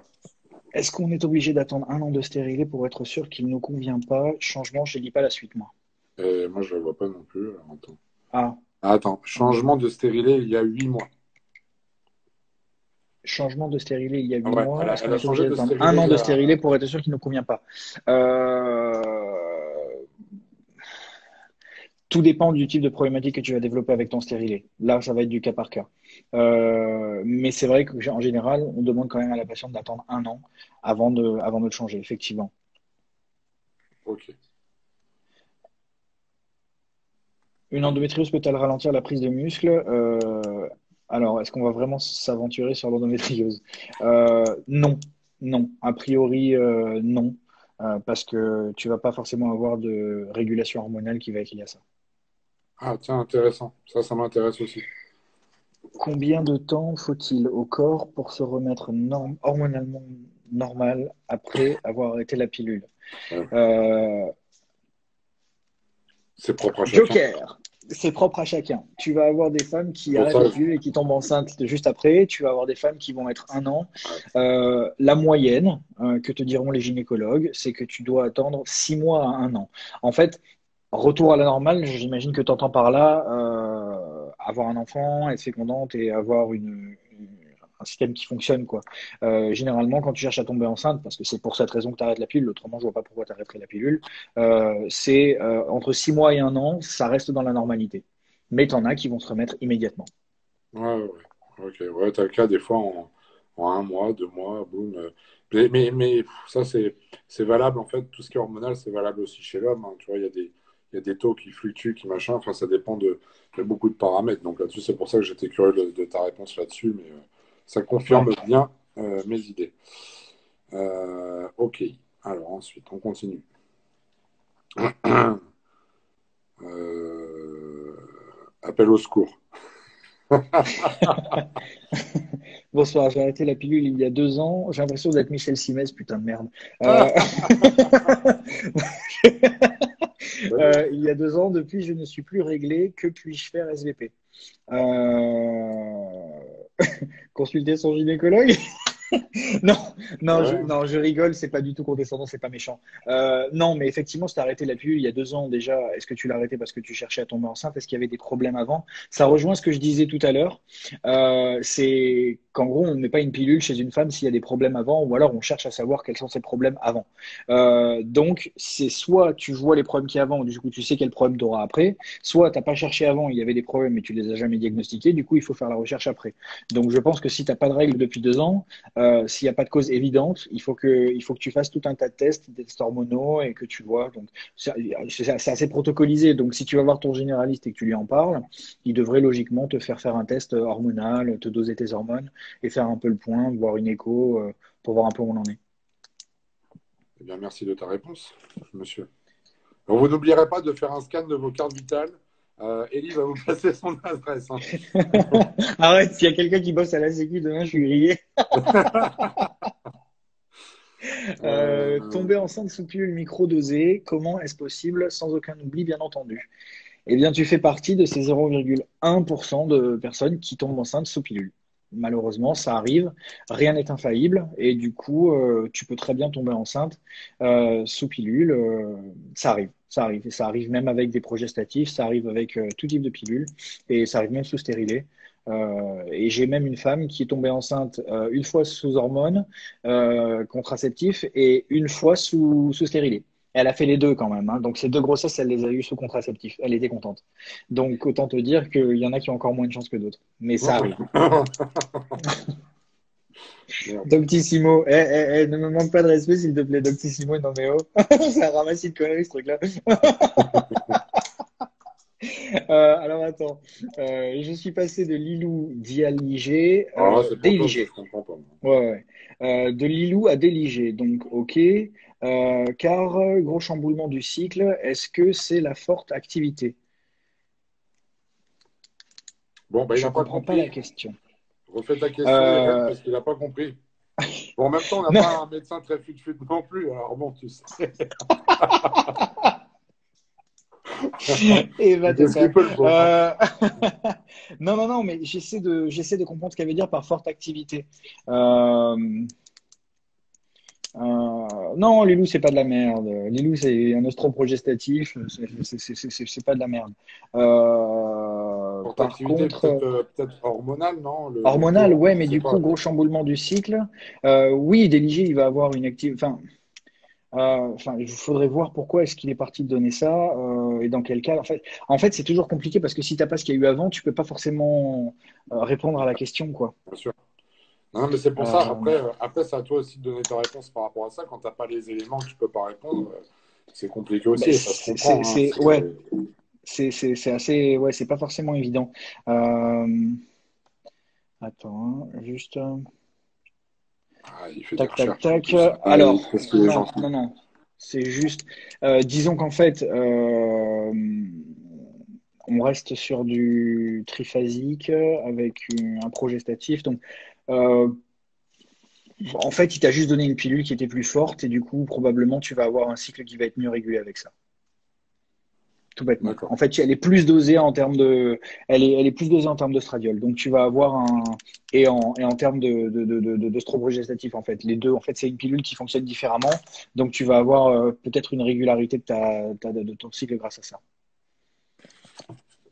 Tiens, pour toi. Ah, elle voulait dire peut-être que c'est dû à une forte activité. Oui, oui, les femmes sont quand même soumises quand même à des changements quand tu as une forte activité, quand tu es stressé, quand tu... évidemment, évidemment, le psychique peut induire justement somatiser. Enfin, oui, tu peux avoir des conséquences de ce type-là, bien sûr. Euh, Est-ce qu'une perte de règles suite à une prépa peut entraîner une stérilité? Doit-on s'inquiéter? Non.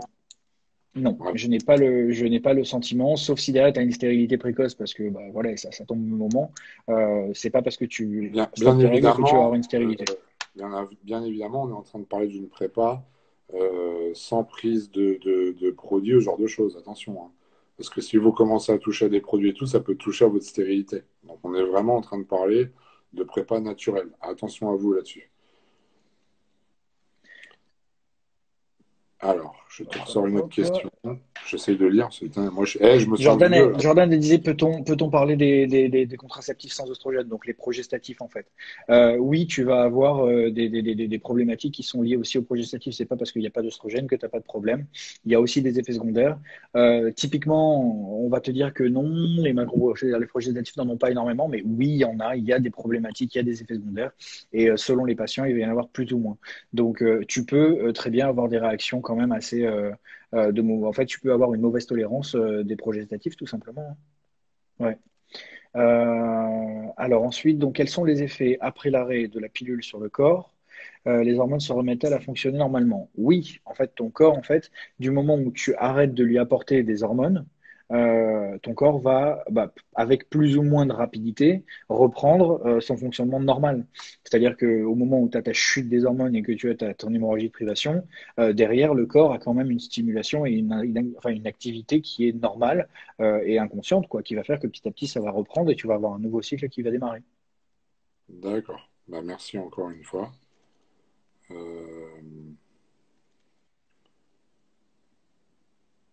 je sais pas ce que tu as voulu dire, Marine.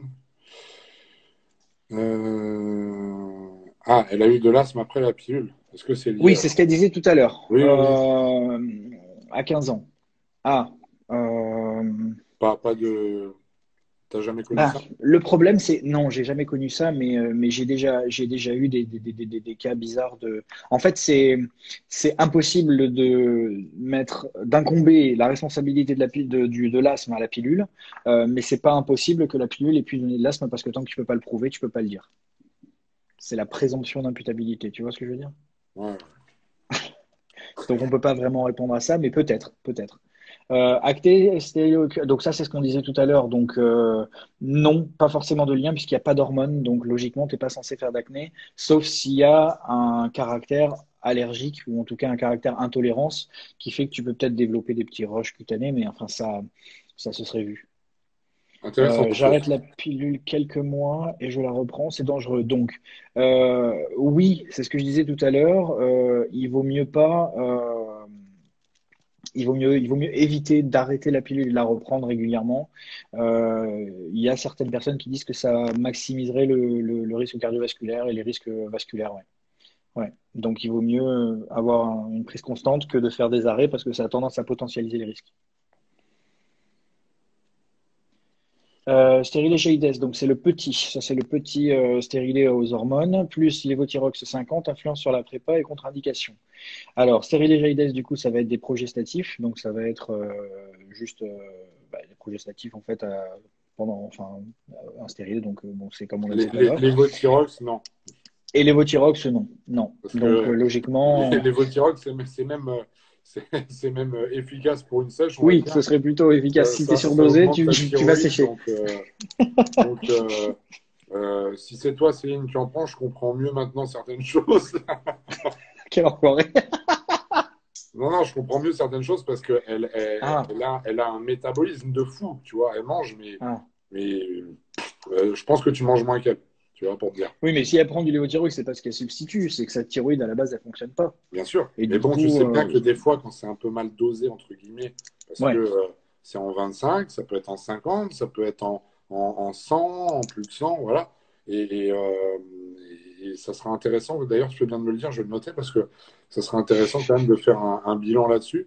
Pareil, tiens, petite info pour les gens qui font des bilans sanguins par rapport à la thyroïde, arrêtez de ne faire que la TSH. Ça ne sert à rien de faire une TSH. Ça, tu vois, Élie, c'est un truc que je ne comprends pas. Pourquoi les médecins généralistes donnent que la TSH? Moi, ma mère qui est hypothyroïdienne, on lui donne à chaque fois de faire que la TSH. J'ai dit, écoute, tu demanderas à ton médecin qui te fasse faire la T3L et la T4L. Parce Pourquoi qu'elles vont faire être que la faussées si tu TSH? fais un. Si ta mère est thyroïdienne, elle va avoir un apport de thyroïde et donc un apport d'hormone thyroïdienne. Donc si tu doses ton hormone, enfin ta T4, elle va être faussée par le fait que tu en apportes. Donc le dosage ne va pas être fiable. Alors que ta TSH, qui finalement est le reflet de ta T4, enfin, c'est-à-dire que si ta T4 est bien équilibrée, ta TSH va être dans la norme. Si ta T4 est mal équilibrée, tu vas avoir la TSH qui va être hors norme. Donc le simple fait de doser ta TSH, ça te dit si ta dose de T4 que tu apportes est bonne. Ouais, mais bon, après, moi, j'ai vu aussi des dysfonctionnements avec une TSH qui était plutôt correcte. Mais par contre, on avait un réel dysfonctionnement, si tu veux, de l'équilibre entre la T4 et la T3. Bon, bref, on est en train de partir sur des débats qui n'ont rien à Ouais. voir, mais on va, Bon, je Céline pense veut qu'on manger fera. un ours. Et tu sais quoi, Elise, ce que je vais proposer aussi aux gens, c'est on se refera un petit live, si ça te dit, sur tout ce qui est métabolisme et thyroïde. Je pense que ça peut être très intéressant Ça là-dessus. peut être intéressant, ouais. Très Ouais. intéressant parce que là, tu vois, on est en train d'en discuter, mais moi, j'ai plein de choses à dire et toi aussi. Donc, bah, dites-nous Tiens, sur les regarde, tu vois, commentaires. Héloïse a dit les recommandations, c'est que la TSH, c'est le protocole, et d'après tu creuses si tu as la TSH et tu normal. Tu vois, c'est ça, exactement. Mais oui, oui, HAS, elle a oui. raison. Non, mais bien sûr, je la connais, si tu veux. Je sais que c'est le protocole, mais Mm. c'est ça, si tu veux, que je n'arrive pas à comprendre. Après, c'est un problème de coût et tout ça. Bon, écoutez, on fera un autre live si ça vous intéresse sur le métabolisme, la thyroïde, tout ça. Je pense que ça peut être super intéressant. Voilà. Comme ça, on prendra le temps de discuter dessus parce qu'on sort du sujet. Un peu.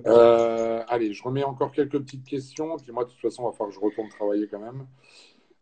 Et puis toi, tu reprends le boulot demain quand même. On va pas te priver de ta Oui, nuit. oh putain, ouais. Ah oui, 22h30 quand même. Eh oui, oui, oui, c'est pour ça. Allez, je refais encore deux, trois petites questions et puis c'est bon. Tiens, hop, question intéressante. Si je veux passer de la pilule au stérilet en cuivre, est-ce que je dois laisser du temps entre? Entre les deux, je pense. Pardon, je lisais la pilule, mais je pensais à autre chose. Je lisais la pilule. Je lisais la question d'ailleurs. Putain, je suis fatigué. Si je veux passer de la pilule au stérilet en cuivre, est-ce que je dois laisser du temps entre? Non, non, non, non, au contraire. Il vaut mieux que tu bascules directement de l'un à l'autre. Par contre, il faut que tu places ton stérilet pendant tes règles. Voilà, c'est exactement ce qu'on est en train de voir, tu vois, avec Julie. Donc, c'est exactement ça. Il place la pose du stérilet c'est pendant les règles. Pendant ses règles. Ouais, pendant les règles. Ouais. J'essaie de voir les questions. Il y en a plein, plein, plein.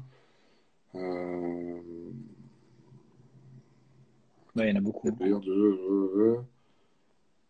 ouais, il y a beaucoup de questions. D'ailleurs, expliquez-moi d'avance Conseilles-tu si on ne peut pas répondre à tout le monde. Mais parce que là, Conseilles-tu quelque chose pour la rétention d'eau et les maux de ventre intensifs pendant les règles? Alors, il y a des prescriptions pendant les règles, surtout quand les règles sont douloureuses.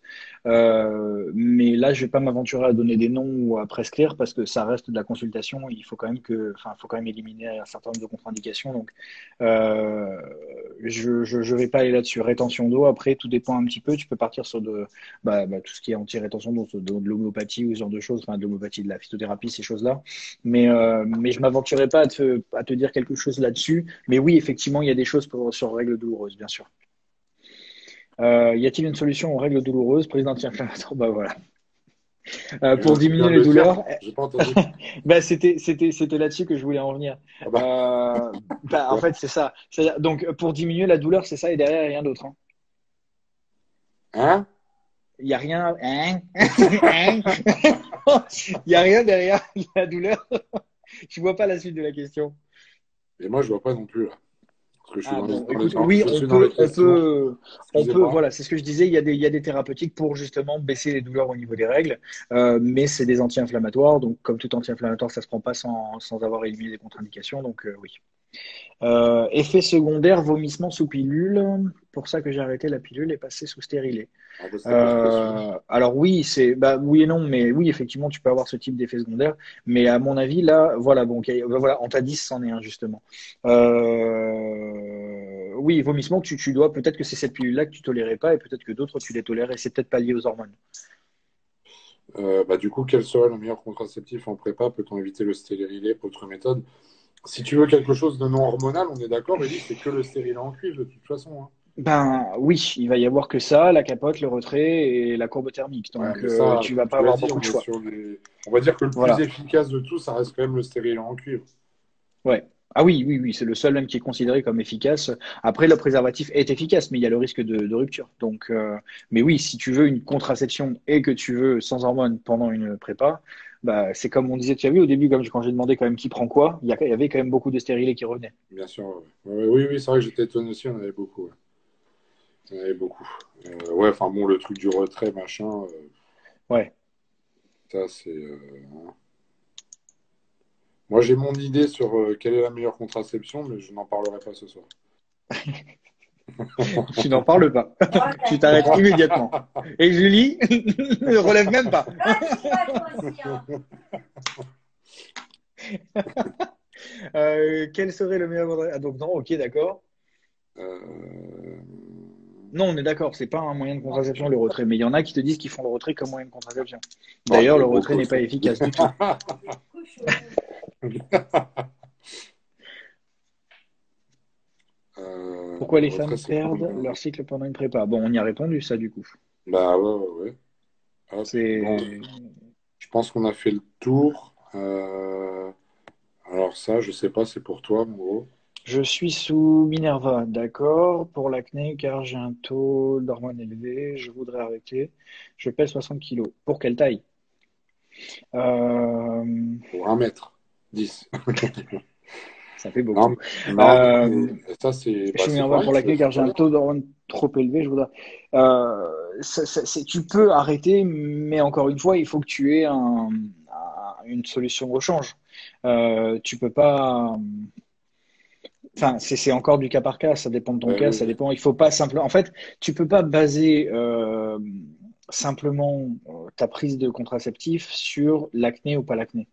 C'est-à-dire qu'il faut aussi que tu mettes en balance l'efficacité et la raison pour laquelle tu la prends, quoi.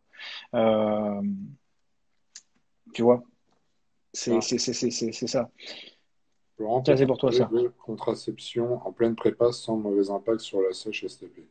Bah non, non, non, il y a pas de souci. Après, bon, si vous voulez changer, si vous voulez de moyens de contraception, je propose surtout de le faire hors saison. On est sûr qu'il n'y aura pas d'impact, puisque là, comme on l'a dit, il suffit qu'on arrête la pilule ou qu'on se mette à la prendre ou ce que vous voulez. On ne sait pas, c'est du cas par cas, on ne sait pas ce que ça peut provoquer Ouais. comme comment dire, changement sur votre corps. Donc ça peut un petit peu perturber. Je parle vraiment dans la prépa. Hein. On parle de 3 4 mois avant une compète. Voilà. Mais sinon, le reste, en général, essayez de le faire plutôt hors saison, de prendre le temps. Et comme ça, quand vous venez à commencer, quand vient le moment de commencer la préparation, au moins vous serez serein et il n'y aura pas d'éléments perturbateurs. Voilà. Écoute, mon petit Eli, on va te libérer quand même, hein, parce qu'il ne faut pas oublier qu'il est médecin généraliste, qu'il a beaucoup de patients à traiter avec le Covid en ce moment. Et voilà. Désolé si on n'a pas répondu à certaines questions, mais on essaye vraiment de faire au maximum. En tout cas, tu sais, Eli, je te remercie énormément Mais de rien. pour avoir été présent. J'espère d'ailleurs remercier beaucoup Eli hein, qui soit là. Il a pris de son temps malgré quand même le Covid, tout Je, ça je, je- pour nous répondre. Donc J'étais un peu en encore. panique. Ouais. J'espère avoir été à la hauteur, j'espère ne pas avoir dit trop de conneries. Juste une chose, donc tu parlais de courbe de température. Courbe de température, c'est parce qu'en fait, pendant le cycle hormonal, tu vas avoir une variation de tes hormones et la progestérone fait que tu vas avoir une augmentation de ta température corporelle. C'est le rôle de la testo, donc de la testo, de la progestérone. Donc en fait, quand tu vas avoir ces variations de température pendant ton cycle, il y a des femmes qui prennent leur température régulièrement pour justement mesurer ça et savoir à quel endroit de leur cycle elles sont et de leur ovulation. Donc en gros, c'est pas une méthode très très fiable. Tu t'arrêtes jamais, toi. Je suis en train de dire au revoir, tu t'arrêtes pas, toi. Allez, salut!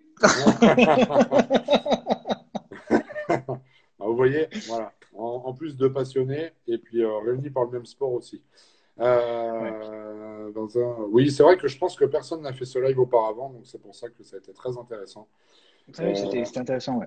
ouais, écoute, Elie, on en refera des petits lives ensemble parce que j'aime Eh beaucoup. ben écoute, avec plaisir. Tu apportes ta petite touche, ta grosse touche scientifique, hein, et merci pour tes connaissances et ce que tu amènes. Tu sais bien que moi, je suis un préparateur qui va tout le temps chercher dans le côté médical et non pas que muscu pur et dur et on s'en fout du reste. Bien au contraire, c'est C'est tout ce vrai. qui gravite autour qui est important. Et c'est ça Donc qui est voilà. génial. Ouais, c'est trop cool.